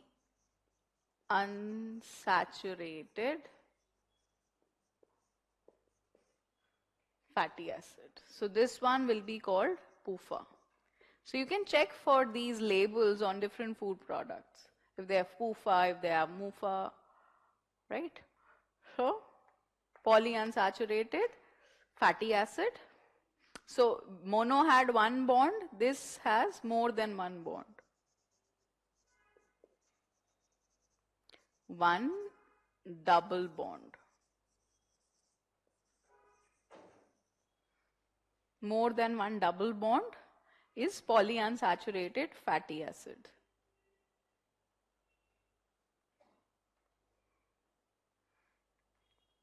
Okay, the examples now.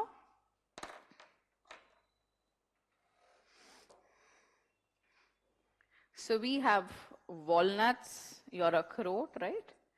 Then we have fish. Fish or your seafood is a good source of this polyunsaturated fatty acid. And then you have two more products which are becoming very important in terms of nutrition these days, and that is chia seeds and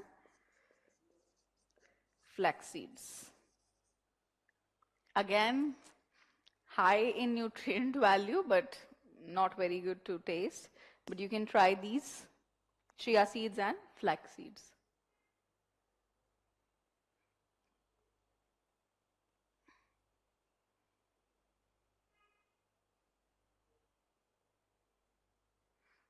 All right. Okay, so Ashish has asked me, okay, so if fats are insoluble in water, okay, this is interesting. Then why do they say that drink enough water to melt your fat? So, see Ashish, this is not a scientific description. Water cannot melt your fat, but that's just an expression which people say. It's more of a hearsay thing. It has no, what should I say, technical backing to it. Drinking hot water to melt fat. What happens actually in the body is, the best explanation which you can link this to consumption of warm water or hot water is that hot water increases your metabolic process. That means increases the reactions in your body. Okay, the different reactions which are taking place. So what it can do is it can or you can say it can increase the rate of reactions, the way the body is processing different things. Hot water can maybe, and that also does not have a lot of scientific backing, but there can be some correlation. It's not something which is like a major difference, but some aspects can be increased. And because those processes are increased, so your body is working more, it is doing more reactions, metabolism is better, so fat would be processed. Okay, it's not melting. The fat is not melting. It's not going to melt. The only way to lose fat is to digest it, to break it down, and to use it in the body. Right? That is the scientific part of it. The only thing which hot water can do is it can increase those reactions which are taking place. Hot water is, it's not like fat is deposited somewhere in your body and water will come and melt it and it will flow out. That's not how it works. Right? Water can increase the body's process, increase the rates of reactions, and with that increase in the rate of reaction, what can happen is that fats would be easily digested, easily broken down, and hence, because of the swift movement of the body, fat content will reduce. That is what happens. Okay. Then I've been asked, what is the difference between fats and lipids? So see, lipids is the broader term. That's what I told you. Lipids is a broader term which includes not only fats. Fats is one main part. That is why we are talking only about fats. Then it has all the waxes in your body, wherever there is wax, right? Then whenever there is a steroid component in your body, then some hormones, all of these together will comprise of lipids. The main part here is fats. All of these forms are interconvertible, but fat is the stored form, the triglyceride form, and this is what we are mainly studying. But lipids, there can be more things to it also. Fine? So I guess I'm done with the questions on my screen. I'm going to come to the third type of fatty acid, which is trans fats.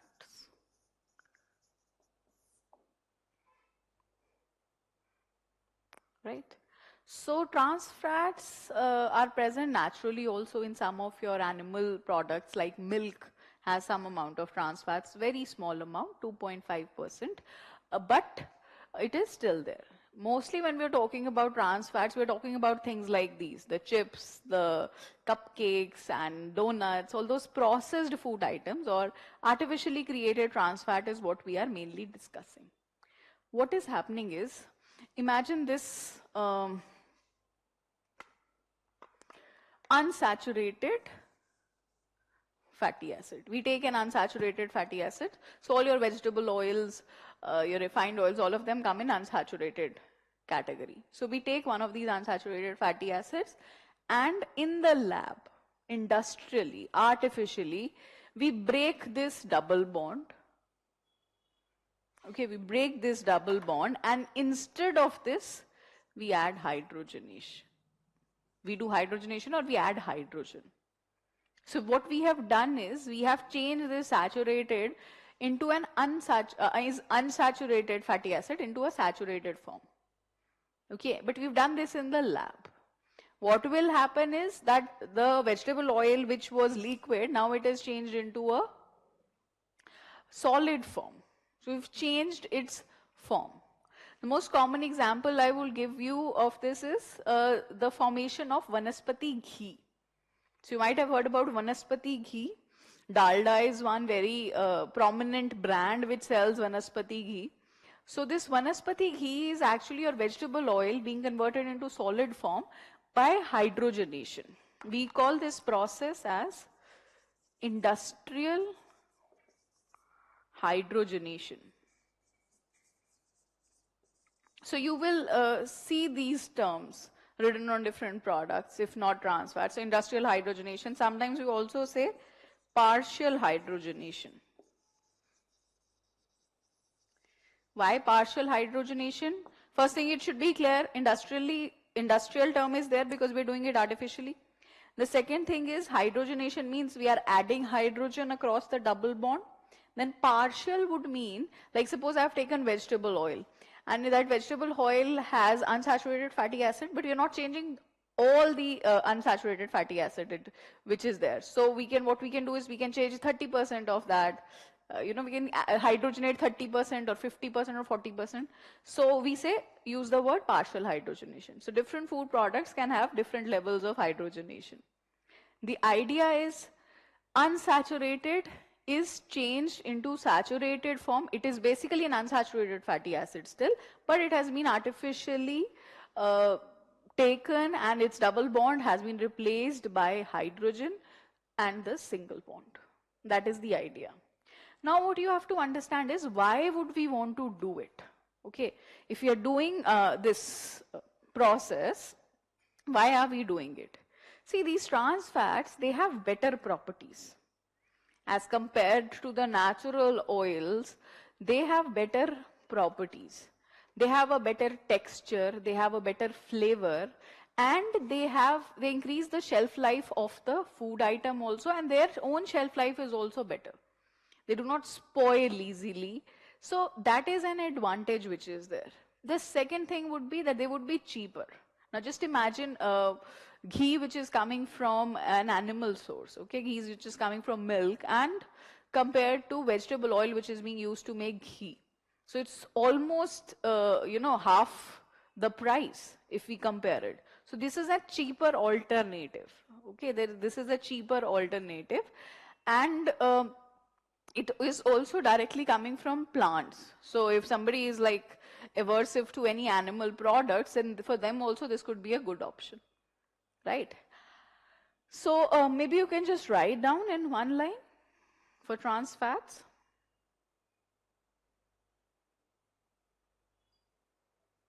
Trans fats are a type of unsaturated fatty acid. They are a type of unsaturated fatty acid which are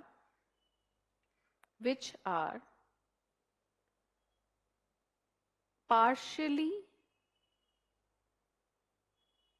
hydrogenated,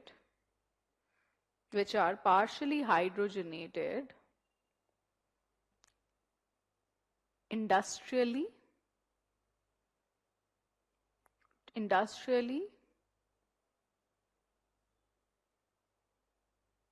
to change into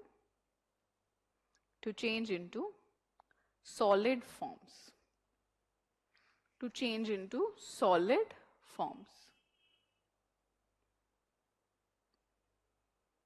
And then please write down the example. Vanaspati ghee,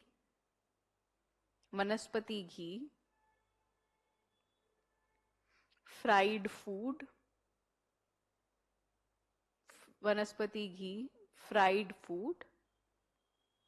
and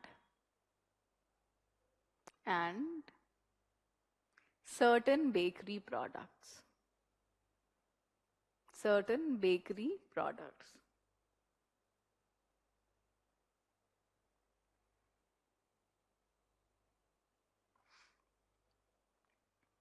Okay. Now this trans fat is a bad fat. Okay, that is what we have to discuss in the next section, that why this is the bad fat.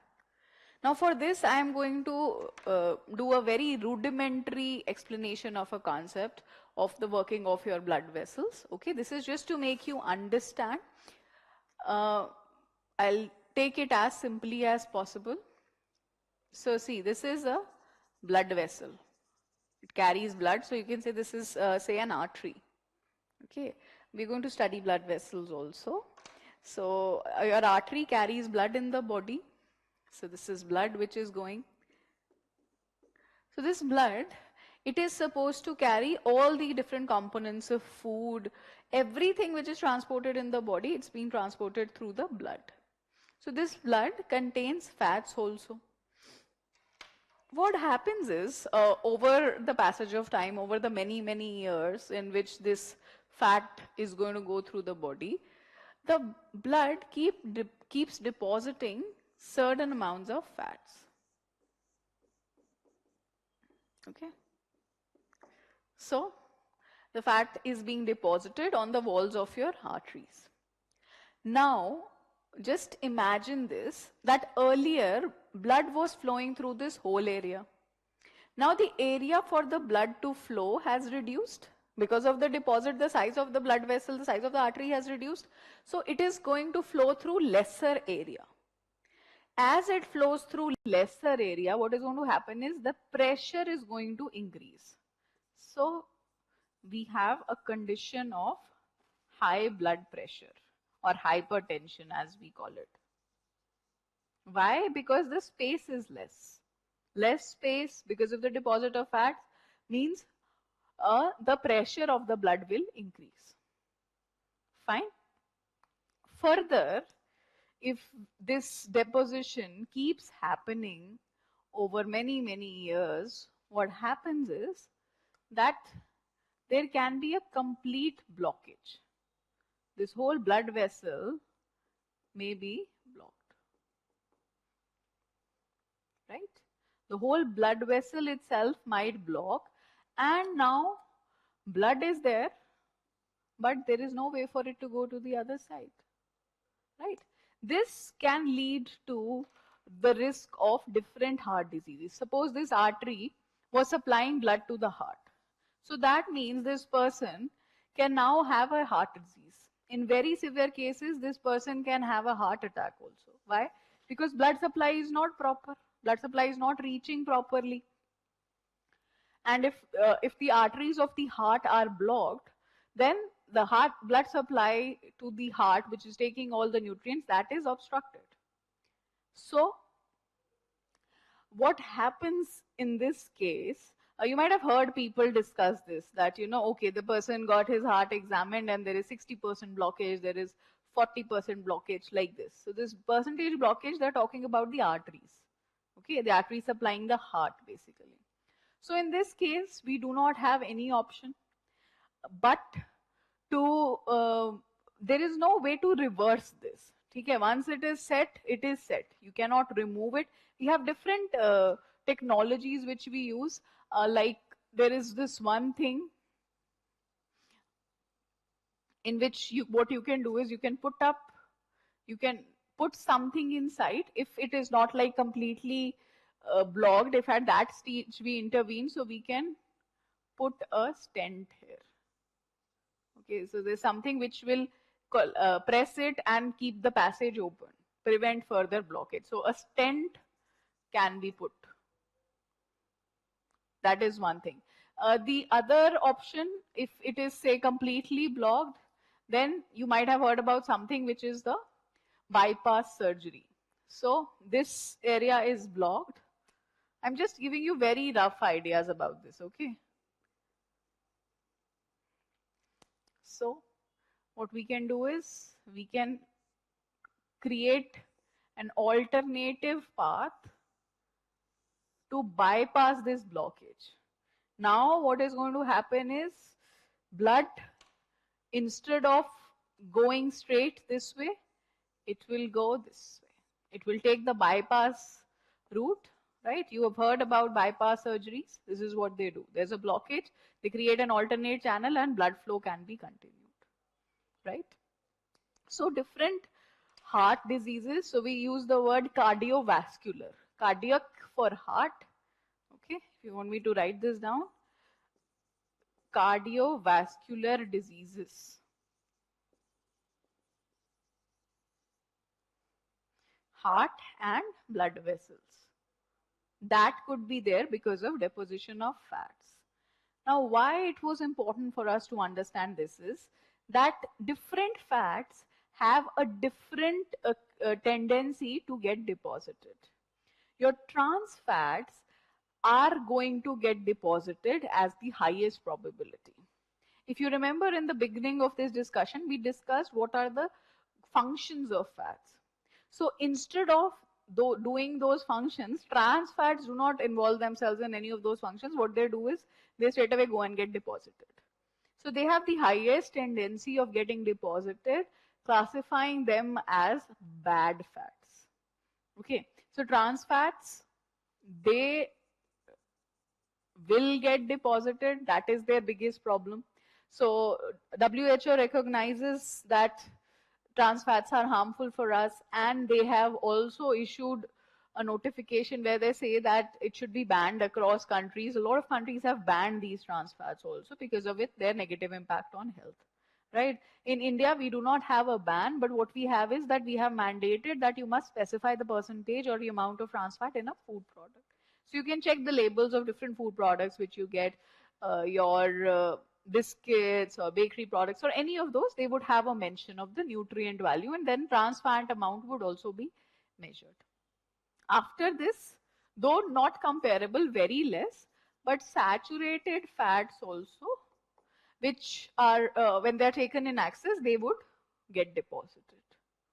Okay, so that is why you might be aware that all these things, your ghee, cream, cheese, it's always advised that you don't overdo or you don't consume them in very large amounts, because then they are also likely to get deposited.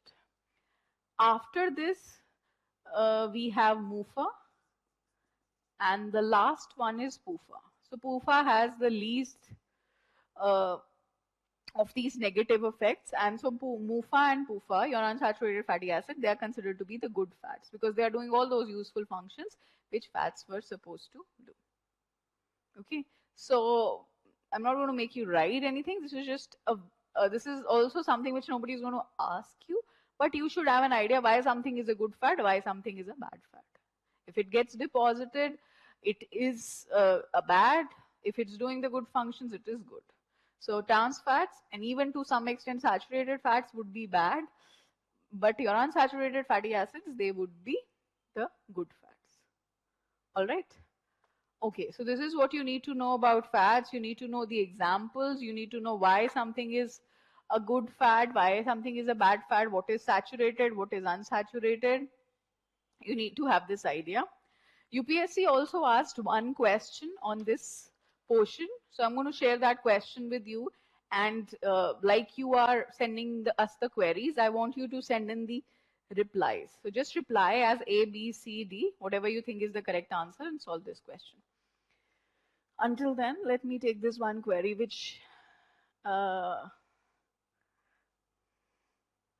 okay, so Manu is saying that there have been many articles on trans fats in news. Yes, it stays in news, and he is also saying that FSSAI has some regulations on the use of trans fats. Yes, that is correct, and it is always in news, not just in India, but internationally also there are concerns on it.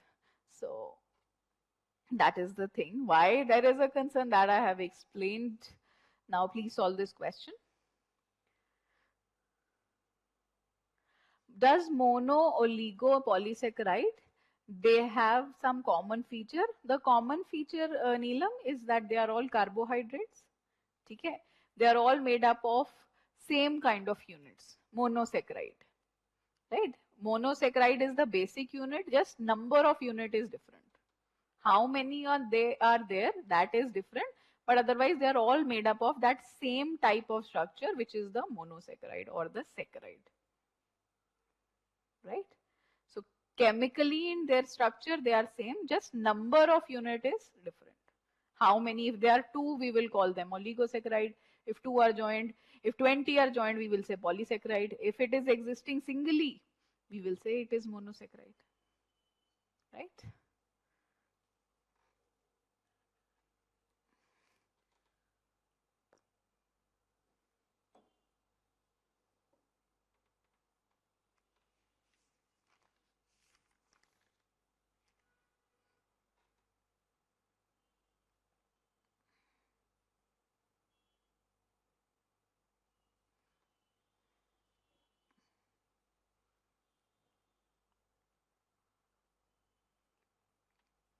Okay, Smriti is saying the answer is C.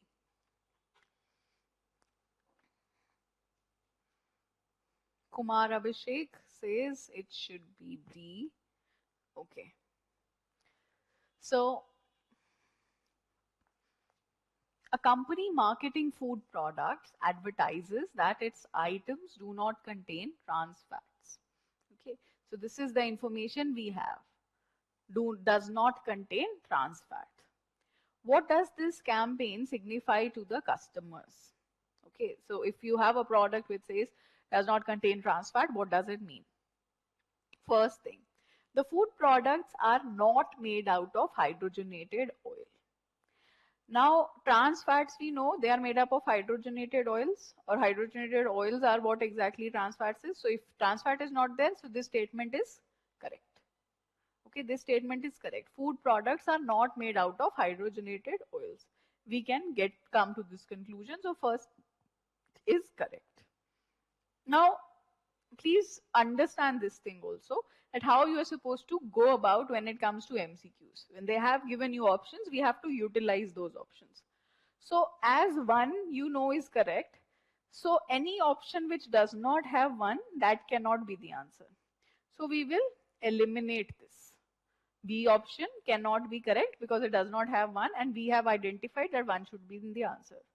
So this is the way to solve your MCQs. Every time you talk about one option, you give out the rest.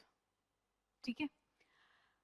Second option, the food products are not made out of animal fats or oils. Right? So see, the only piece of information they have given us is that it doesn't contain trans fat. But what it contains, it's not told you that. So it can have animal fat, it can have plant fat. We cannot say that for sure. Okay, we cannot say that for sure. So this statement cannot be correct. I mean, there might be a possible that it is not made up of animal fats, but from the statement we cannot say this, right? So we leave out 2. So come to your options. Option D, which has 2, that can also not be the answer. right?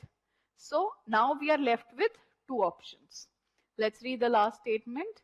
The oils used are not likely to damage the cardiovascular health of the consumers. Now, this damage to cardiovascular health, that is something we are associating with trans fats. So, when we say they do not are not likely, okay, they've used an open-ended term, not likely. They're talking about likelihood. So, very well, we can say that this statement is correct. Answer is C. Answer is C, 1 and 3 only. And I'm very glad most of them, most of your answers are C.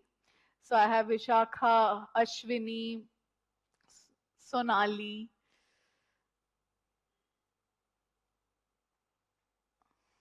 Kapil, Pooja, who have given me this answer, which is C. Anybody who has given another answer, I hope the explanation is now clear to you, right? One other thing which I want to say here is that I might be mispronouncing some of your names. Okay, that is a very big possibility. Or I might be misinterpreting the gender, because see, if I have a name like Amandeep, I don't know if it's a girl or if it's a boy, right? So that is one limitation at my end, and I want to start off this first class with a blanket apology to anybody whose name I am not pronouncing correctly. Okay, so I'm sorry about that in advance whenever I do that. Okay, so it's now time for us to go to the next topic. We have completed the macronutrients. Now we have to come to the micronutrients.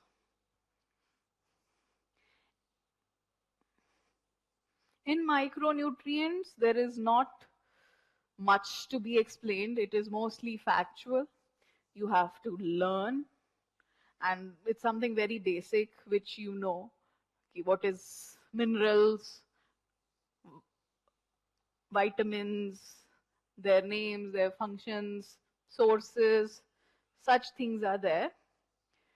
And I will be discussing that briefly with you. What you can do is, at your own end, for all these nutrients, you can maybe look up and add some sources. Okay, sources, particularly of vitamins and minerals, are important. In this section also, see, I'm not going to exhaustively cover everything, that every vitamin which is there, I'm not going to be discussing. I'm just going to pick up some important ones, right, which I'm going to discuss here. And if you want, you can go and add on that at your own end. Fine.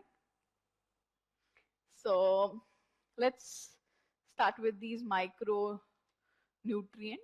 There are two types of vitamins. Okay, vitamins will also be organic compounds. Organic micronutrients, right? So you can write this down. Okay, write down. Vitamins are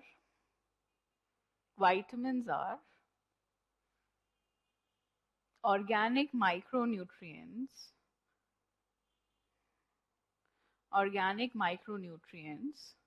which are essential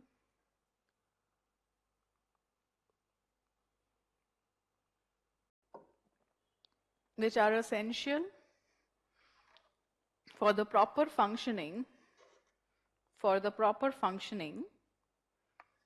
of the body, which are essential for the proper functioning of the body. Most of the vitamins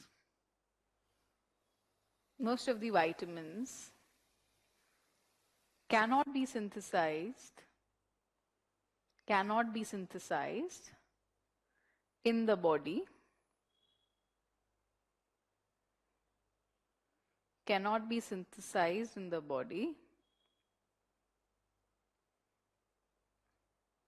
so have to be taken as a part of our diet. As a part of our diet. Now there are two types of vitamins. One is water soluble, the other is fat soluble. So as we discussed when we spoke about fats, that water and fats, they have different solubilities, right? What dissolves in fat will not dissolve in water, hence, right? So that's why their nature is different. What you have to understand here, the idea is that anything which is water soluble, okay, anything which can dissolve in water can be very easily removed from the body, right? You have urine, which is the main excretory medium, and if some thing which can dissolve in water and has to be removed, it will go out of the body through the passage of urine, right? So the water soluble vitamins, they have to be given again and again. You need to keep taking them regularly, and even if they are in excess, that will not be a problem because they will be removed from the body. But those which are fat soluble, wherever fat is stored in the body, they go and they get deposited there. So they stay in the body for a longer period of time, and it is difficult to remove them. So you don't have to like keep restoring them, but you have to keep replacing the water soluble vitamins. So you can write down the different vitamins. For water soluble, please write down water soluble vitamins. Water soluble vitamins. Vitamin B complex, vitamin B complex, and vitamin C. Vitamin B complex and vitamin C. And for fat soluble vitamins, please write down vitamin A, then vitamin D, E, and K. A, D, E, and K. These are your fat soluble vitamins. Okay. Now what I'm going to do is I'm going to pick out some of these vitamins. I'm going to talk about their sources and also very briefly about the diseases which are going to be caused because of their deficiency. Please remember that this is not an exhaustive list. For one vitamin's deficiency, different things can happen in the body. We are just going to pick out one main aspect so that you have some idea. You might read about these things in the news also at times. So when you read about something, some disease, some association in a particular disease, so from there you can add content. This is just some basic idea which I am going to give you. I'm going to give you the technical names of these vitamins also, and you have to remember them. Okay? So we will start with your water soluble vitamins. We will start with the water soluble vitamins.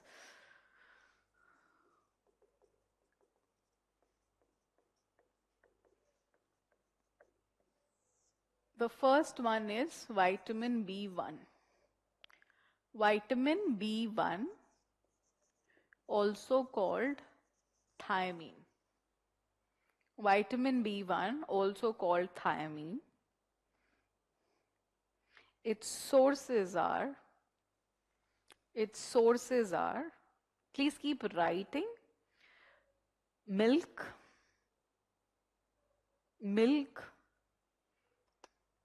yeast,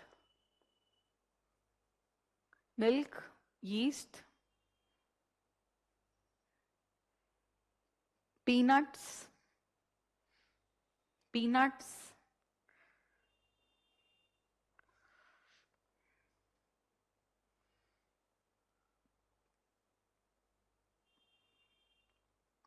then you can write down, it is needed for carbohydrate, metabolism in the body. It is needed for carbohydrate metabolism in the body.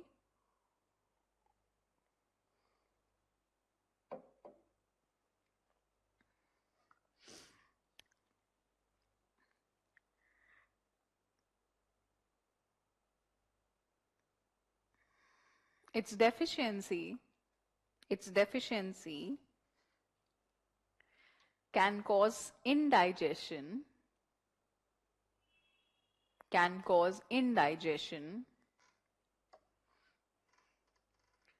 heart enlargement, even leading to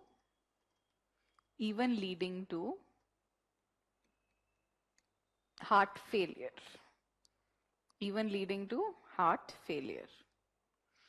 And there is a specific disease also which you should know the name, beriberi. Deficiency disease of thiamine, beriberi.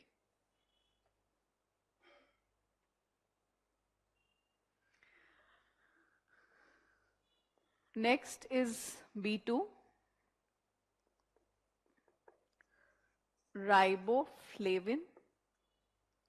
B2, vitamin B2 or riboflavin. Sources, again you can write down yeast, milk, curd,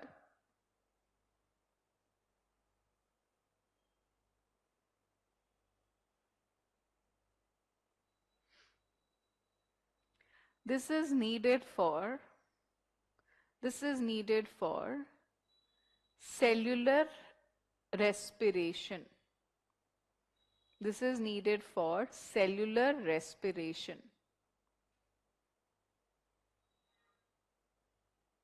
We will study what is cellular respiration in case you are wondering what that is.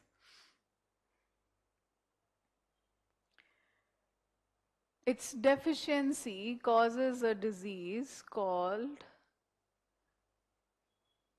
chiliosis,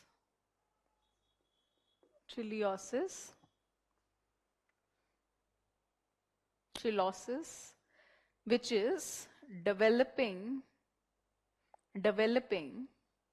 cracks at the corner of the mouth.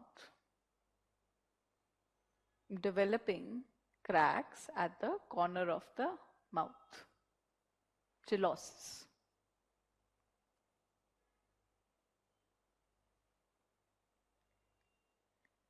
Then we have B12. Now in between also there are other vitamins also, but again not very important, we'll not go into those, right? Not all, there are not 12, okay, there are a few, like you have 3, you have 4, then you have 5, 6. All of these, 4 is not there actually. So what happened normally in the discovery of these vitamins is that, okay, there's something which was found, so it was called B4.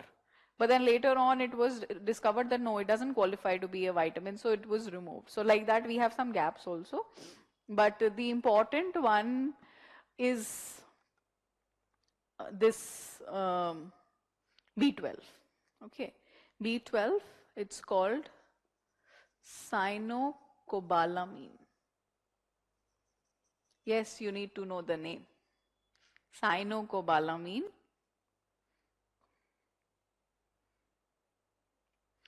This is very important because B12, please write down, B12 helps in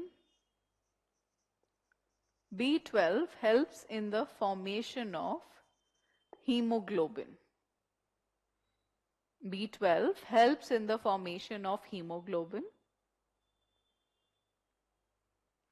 Okay, hemoglobin is a part of your blood. Okay, hemoglobin is a part of your blood. So imagine if B12 is helping in the formation of hemoglobin, what if B12 is less? B12 is deficient. If B12 is deficient, so hemoglobin will be less. And a condition where hemoglobin is less is called as anemia. Okay, so B12 deficiency will ultimately lead to anemia. First write down where B12 is found, the source. So some amount of B12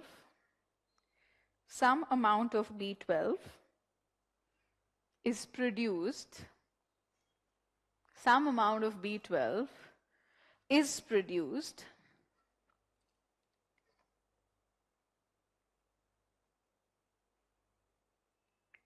by the bacteria present in our intestines. By the bacteria present in our intestines.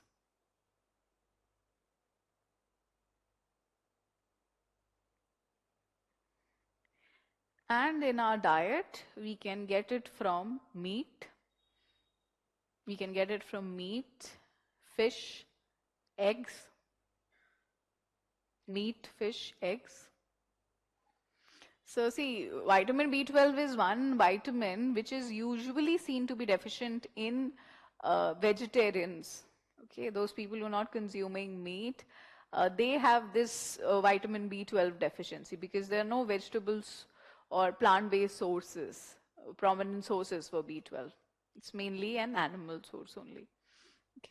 And the disease here, the disease is called, the anemia, which is specifically called pernicious anemia. Anemia which is caused by the deficiency of vitamin B12 is called pernicious anemia.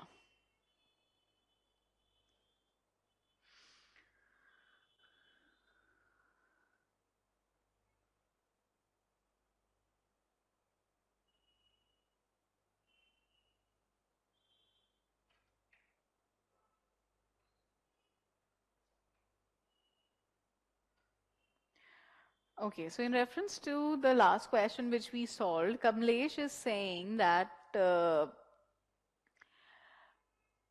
when the statement says that no trans fat is there, so that means that animal fats would also not be there because natural trans fat can be found in animal products.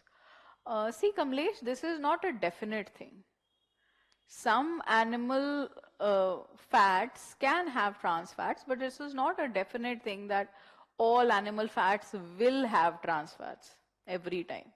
Okay, this is not something which is fixed, right? There can be a possibility of a small amount of trans fats in your animal fats, but then that is not a definite or a sure shot thing that it will always be present. It can just be pure saturated fat also. So for that reason, the second statement is not correct. Okay. Coming back to our vitamins, we go to the next water-soluble vitamin, which is vitamin C, also called ascorbic acid. Vitamin C called ascorbic acid. Sources, vitamin C is enraged now ever since the pandemic. Sources would be your citrus fruits, okay, all your citrus fruits. Then your amla or Indian gooseberry, amla or Indian gooseberry.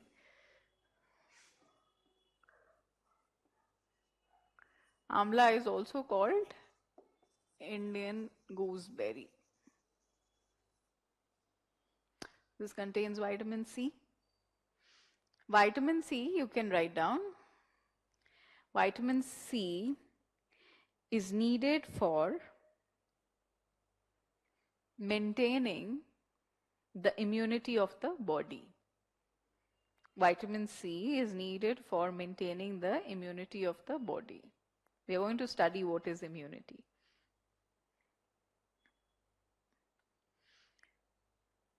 A deficiency of vitamin C is most commonly, the severe form is seen in a disease called scurvy.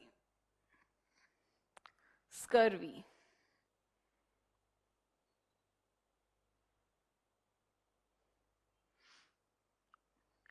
Scurvy is characterized by bleeding gums. Scurvy is characterized by bleeding gums, pain in the muscles, pain in the joints, pain in the muscles, pain in the joints. but the most common identifying feature is bleeding gums. So this disease was actually has a very interesting story. It was identified in sailors, first of all. What happened was that sailors, when they're going on long voyages, so they're taking meat, they're taking some grains, but vitamin C is something which is missing from their diet, and that goes through for months, sometimes even years if they're traveling. So what happened was that they started experiencing bleeding gums. So it was then identified that because they do not have any source of vitamin C, that's why they are suffering. And hence the significance of this disease. Okay. After this, we're going to come to the fat soluble vitamins.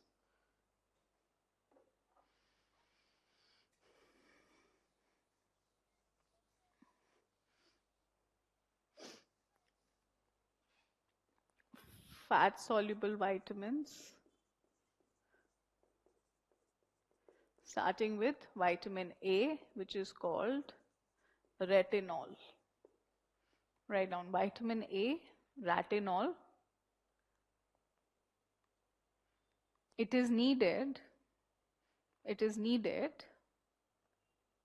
please keep writing, to maintain the, it is needed to maintain the health of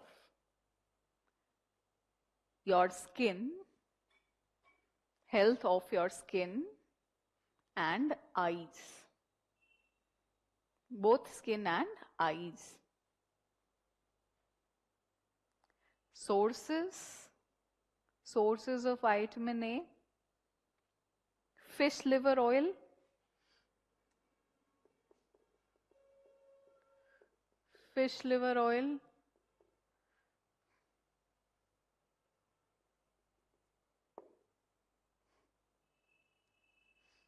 carrots, fish liver oil, carrots, buttermilk.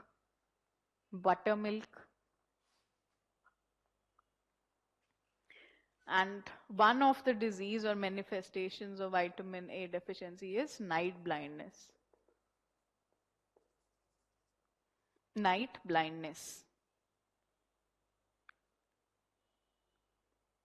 Which is affecting your eyes.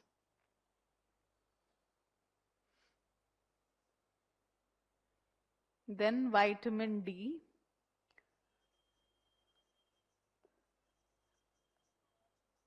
calciferol. Vitamin D called calciferol.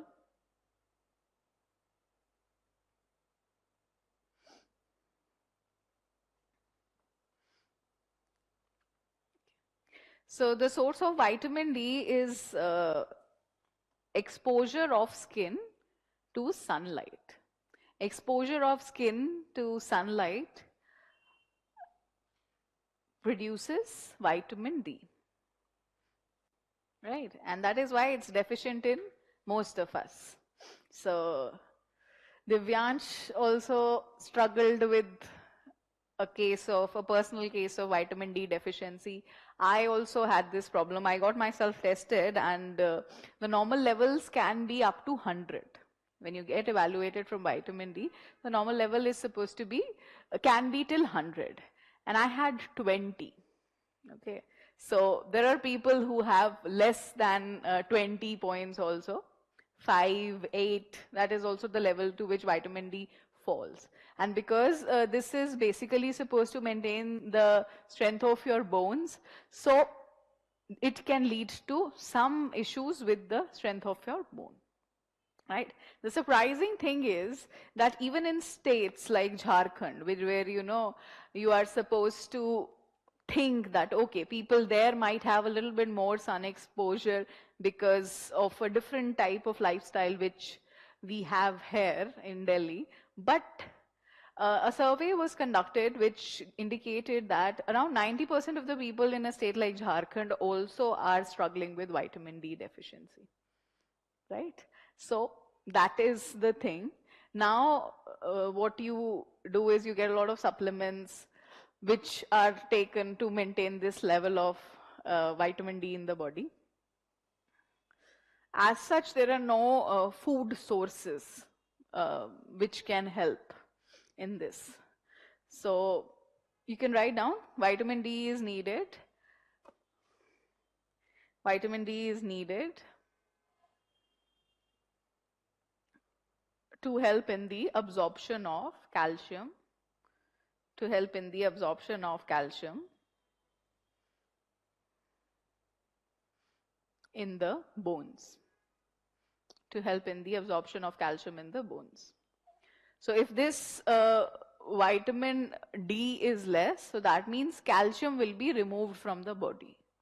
If vitamin D is less, then calcium will be removed from the body. And the name of a disease is rickets. Rickets in children. Okay, rickets in children. What happens in rickets is that during the formation of your bones, if vitamin D is deficient, so these children are formed with ill-formed bones. So they usually have bow-shaped bones, crooked bones or twisted bones of their limbs. So this is how their feet are in children with rickets because of the deficiency of calcium.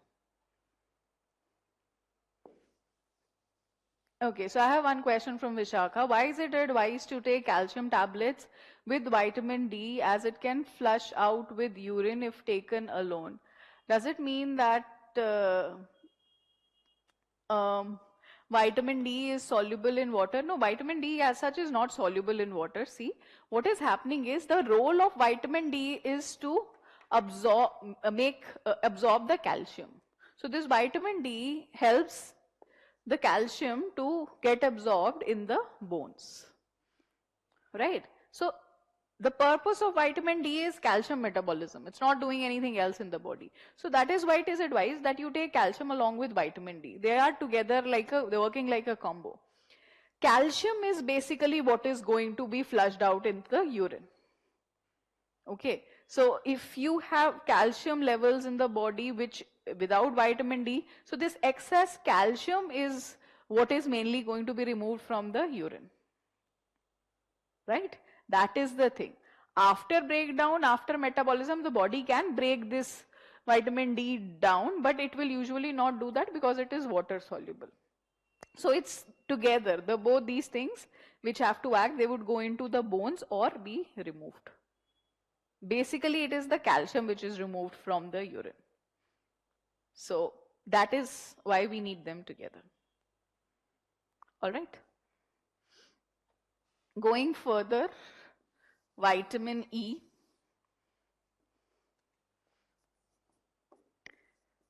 Vitamin E, tocopherol. Vitamin E or tocopherol.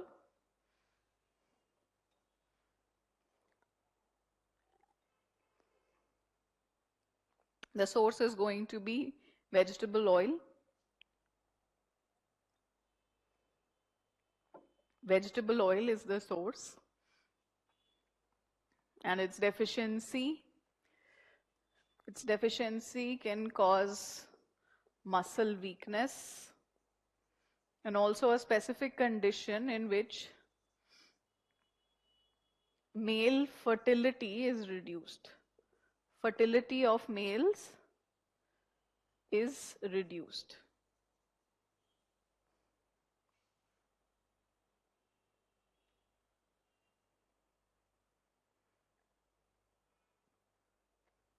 The last one, vitamin K.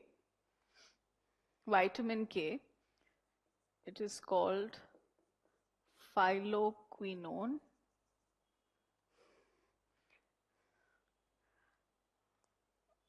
Phylloquinone. The source of vitamin K would be green leafy vegetables. Green leafy vegetables.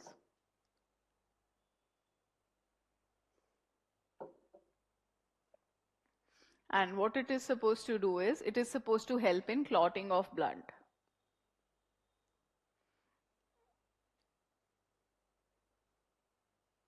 Clotting of blood.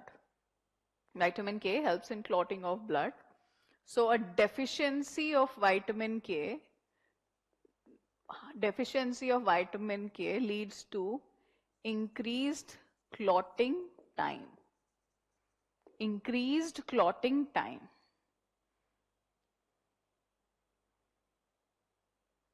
So increased clotting time means there is going to be more time needed for a clot to be formed. More time needed for a clot to be formed. A blood clot to be formed. So if more time is needed for clot to be formed, that means more water is being lost. Sorry, more of the blood is being lost. I'm sorry, more blood is being lost.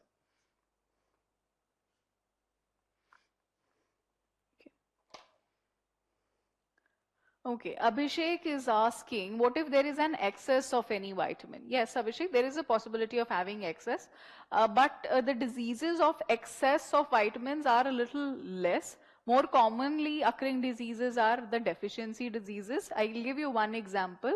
Like we had riboflavin, B2 vitamin, riboflavin. So we have a disease called riboflavinosis. Okay, this is a disease in which there is excess of vitamin B2. So there is a possibility of having excess also. Excess will have its own set of problems, but we usually talk about deficiency because that is more common. Okay, that is more commonly known or more commonly seen. Okay, so this is the basis of some of the important vitamins. There is this one question which UPSC has asked many years ago. So maybe you can try solving this and send me your answers.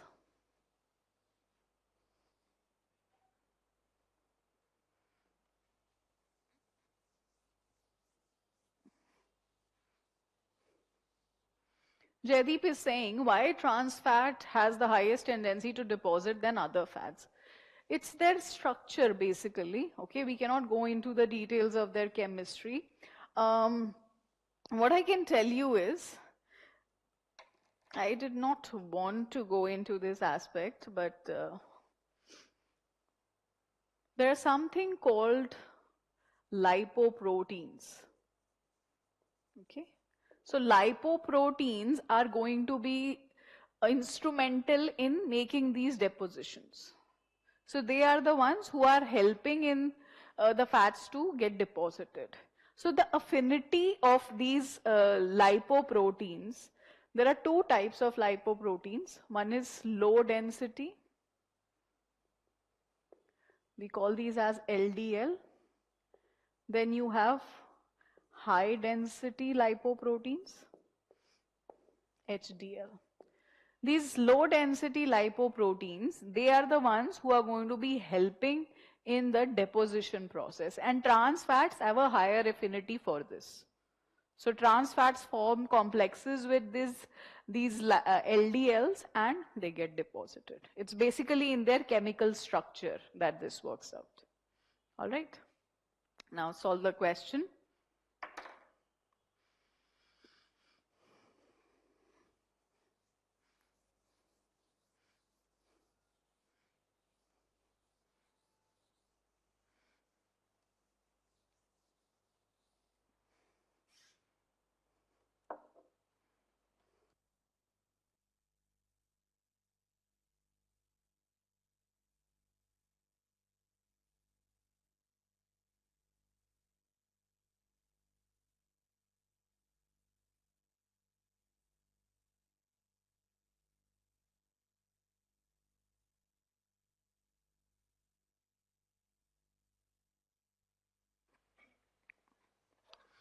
So A is the correct answer, says Ishika. Then Priyanshi also says A. Okay, Ashish says B and Priyal also says A. Okay. Now for this question, in terms of solving technique, you have to focus on this word not. Even after a lot of practice, people miss this out. The question is saying which one of the following statements is not correct. So you are here looking for an incorrect statement.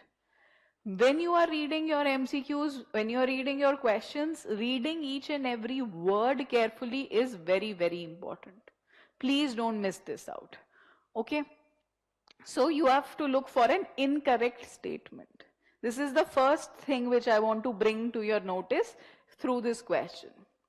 The second thing which I want to tell you here is, a lot of times you might, actually most of the times, you will have questions in which there are options which you've not read about. Okay, the information might be new, because you will not know everything that is written in the question paper. That's not possible. That doesn't happen with anything. But the very fact that they already have given you the answer gives you an advantage that you can pick out based on whatever you know. Let's read this question. The first option says milk contains none of the vitamin B. Right?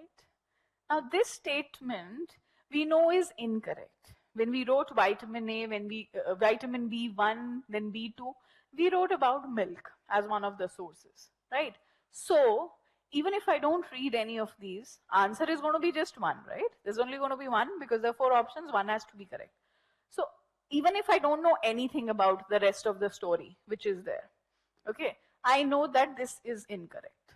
I straight away come to my answer, which is A. So this question should not have been incorrect for anybody.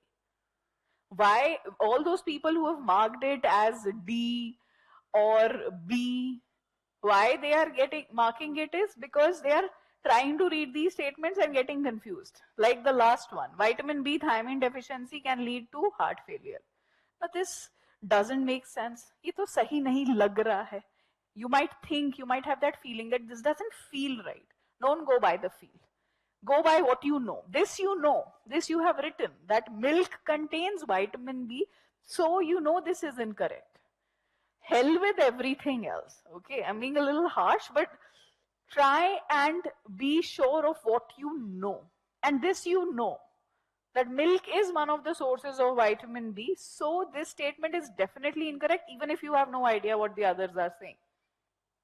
Right? Please don't get confused with the statements. The statements are created with the objective of confusing you, but you have to have confidence in whatever you already know. And many a times that is going to take you to the answer. Right? Like in this question. Everybody should have got this correct, because this is something you've already written in your notebook. Just take a look. Second statement, let me read. All three of the others, that means, would be correct. Another third thing which I want to bring to your notice as we solve these questions is that whenever we are solving a question and you come across a new piece of information which you think you've not written, which is not a part of your notes, so that is the time to note it down. Okay, you take these statements and you write them down. Fine. Let me read these out. Vitamin A retinol deficiency leads to dry and scaly skin. Vitamin A is needed to maintain the health of your skin, so its deficiency can cause dry and scaly skin. It is correct. One of the symptoms of scurvy is pain in the joints. So the most common symptom was bleeding gums, but pain in the joints can be there, pain in the muscles can also be there. So this is also correct. The last statement, vitamin B thiamine deficiency can lead to heart failure. This is also correct, because जो thiamine is associated with carbohydrate metabolism. Carbohydrates are the main source of energy, and if that carbohydrate metabolism or functioning or breaking down is not working properly, your heart failure can be a condition in the most severe cases. Okay, so these three statements are correct. If you go by these, it will appear as a difficult question. But if you just go by this very simple statement, just talking to you about the source, you will know it's not a difficult question. It is only given that veil that it will appear as a difficult question. Right? The answer is A, which is incorrect. The rest of the three are correct. Okay. So we're going to end here. We'll do the minerals in the next class. There is this one chapter which you can additionally read, very basic, in your 6th standard NCRT. Now see, when I'm talking about NCRTs, I'm talking about the new NCRTs, the latest edition, which is a reprint of 2019.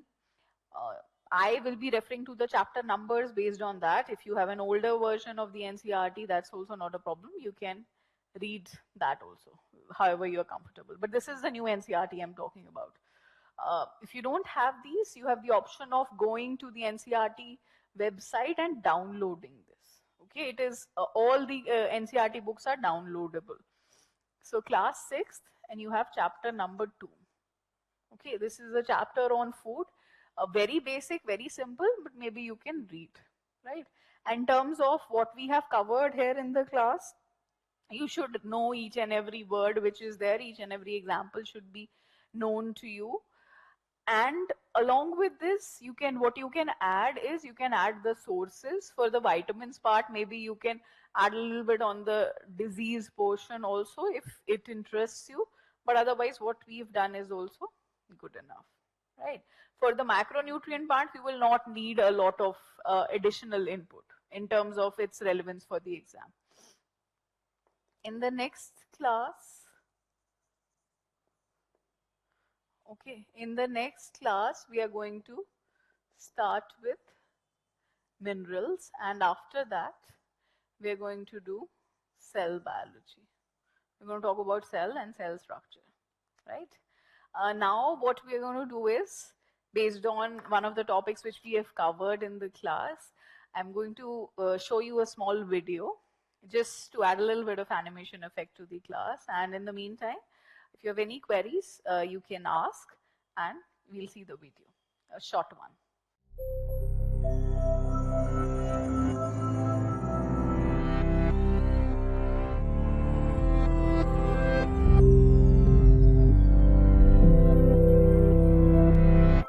Olive oil is 100% fat. There's nothing else in it. Pancake mix, on the other hand, is only about 11% fat.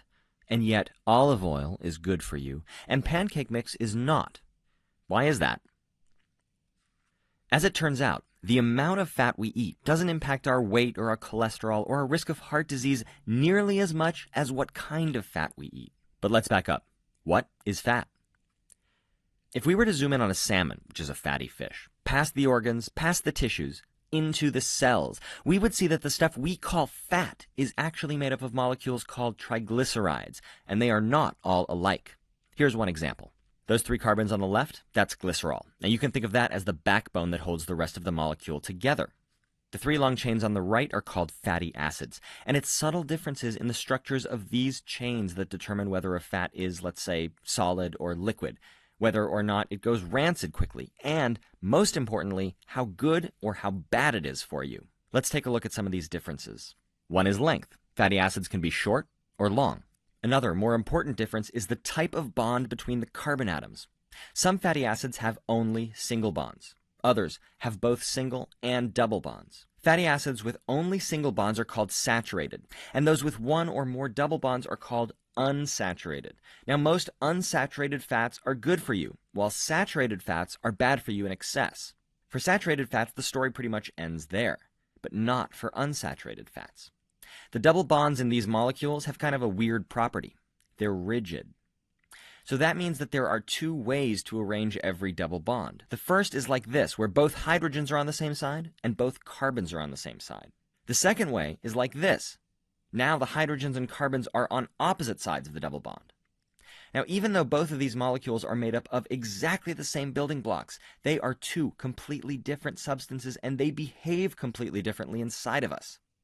The configuration on the left is called cis, which you've probably never heard of. The one on the right is called trans, and you probably have heard of trans fats before. They don't go rancid, they're more stable during deep frying, and they can change the texture of foods in ways that other fats just can't. They're also terrible for your health, by far worse than saturated fat, even though technically they're a type of unsaturated fat. Now, I know that seems crazy, but your body doesn't care what a molecule looks like on paper. All that matters is the 3D shape, where the molecule fits, where it doesn't, and what pathways it interferes with. So how do you know if a food has trans fat in it? Well, the only sure way to know is if you see the words partially hydrogenated in the ingredients list. Don't let nutrition labels or advertising fool you. The FDA allows manufacturers to claim that their products contain, quote, 0 grams of trans fat, even if they actually have up to half a gram per serving. But there are no hard and fast rules about how small a serving can be, and that means you'll have to rely on seeing those key words, partially hydrogenated, because that's how trans fats are made, by partially hydrogenating unsaturated fats. So let's go back to our olive oil and pancake mix from before. Olive oil is 100% fat. Pancake mix is only 11% fat. But olive oil is mostly unsaturated fat, and it has no trans fat at all. On the other hand, more than half the fat in pancake mix is either saturated or trans fat. And so even though olive oil has 10 times as much fat as pancake mix, it's healthy for you, whereas pancake mix is not. Now, I'm not trying to pick on pancake mix. There are lots of foods with this type of fat profile. The point is this. It's not how much fat you eat, it's what kind of fat. And what makes a particular fat healthy or unhealthy is its shape. Okay, so let's take your questions now. So Gajendra has asked me, why is saturated fats more harmful, not as harmful as the trans fats, which are saturated forms of unsaturated fatty acids. So Gajendra, if you've been able to see the video, in that the structure of the fatty acids has been shown. That is going to be helpful for you to understand that it is basically that trans configuration which is there. In case you missed that out, please go and see that again. So that structure of the fatty acid, the trans structure which is there, that is responsible for this detrimental effect. Okay. And also its preparation, its artificial form of preparation makes it more suitable for the deposition. Fine. Nibir, I hope I got that correct, is saying is cholesterol or trans fat. So it's a similar question. See, cholesterol is not a trans fat.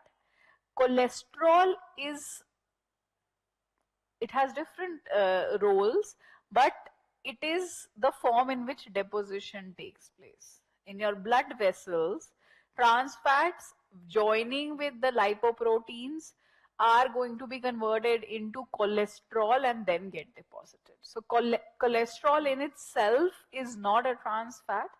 It is a different form of lipid. It is a steroid basically. We will not go into the chemistry of that, but when deposition happens, it happens in the form of cholesterol.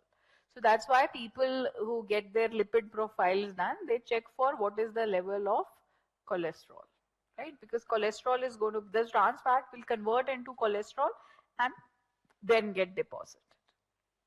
Okay, so this is the thing. Then Rahul has asked me, what is the cause of low blood pressure? So Rahul, like I said, deposition for high blood pressure, low blood pressure can be for a number of reasons. One of the most common cause of low blood pressure is when you have less salts, less amount of salts or less proteins in your blood. So when somebody is suffering from low blood pressure, the first thing you do is you tell them that, okay, you eat something with, high amount of salt. Even sometimes, tea is given with salt or coffee is given, which can increase that salt value of your blood. Other than this, in terms of disease conditions, there are some hormones which are associated with maintaining the level of blood. There are proteins which do that. So any of that, any of those things which make up the consistency of blood when they are deficient, you can have low blood pressure. Okay. Similarly, high salts can also be a reason for high blood pressure. Okay.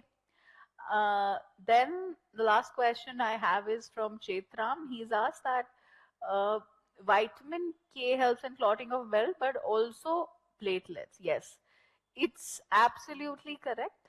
Platelets, we will study platelets. Platelets are cells in the blood which are responsible for clotting of blood. Now, see, clotting is a complex mechanism. Okay, the clotting has a number of steps which are going to take place. So platelet is the thing which initiates the clotting reaction. The moment a blood vessel is injured, you get an injury, your blood vessel is damaged, blood starts flowing out.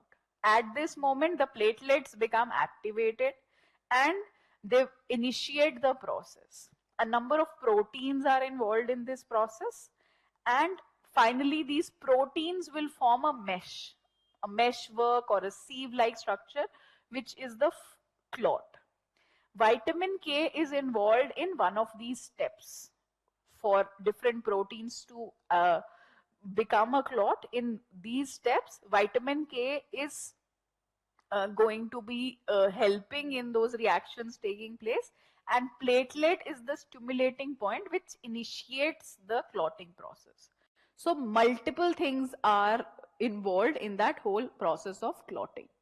Okay, platelet is there, vitamin K is there, then we have some proteins, some blood plasma proteins which are there, which will be involved. So multiple things together, they set up the apparatus. All of them will be responsible for clotting of blood. All right. Okay, what is steroid? Steroid is a form of lipid. Okay, I'm not going to go into the chemical structure, but should be enough at this stage that it is a form of lipid only. And steroid is the base of lot of these hormones like estrogen, progesterone, testosterone, or cholesterol. All of these are steroids. They have different functions to play in different parts of the body. For a lot of diseases also we can externally give steroids, but that is, what should I say, a high level advanced debate which I don't want to get into. If you are curious, you can read through it. What is sufficient for you, in my understanding, is that steroid is a form of lipid only. Okay, it is a form of lipid, and its most important relevance is in its occurrence of different hormones. All right. Okay, so that is going to be it for today. Thank you and good night.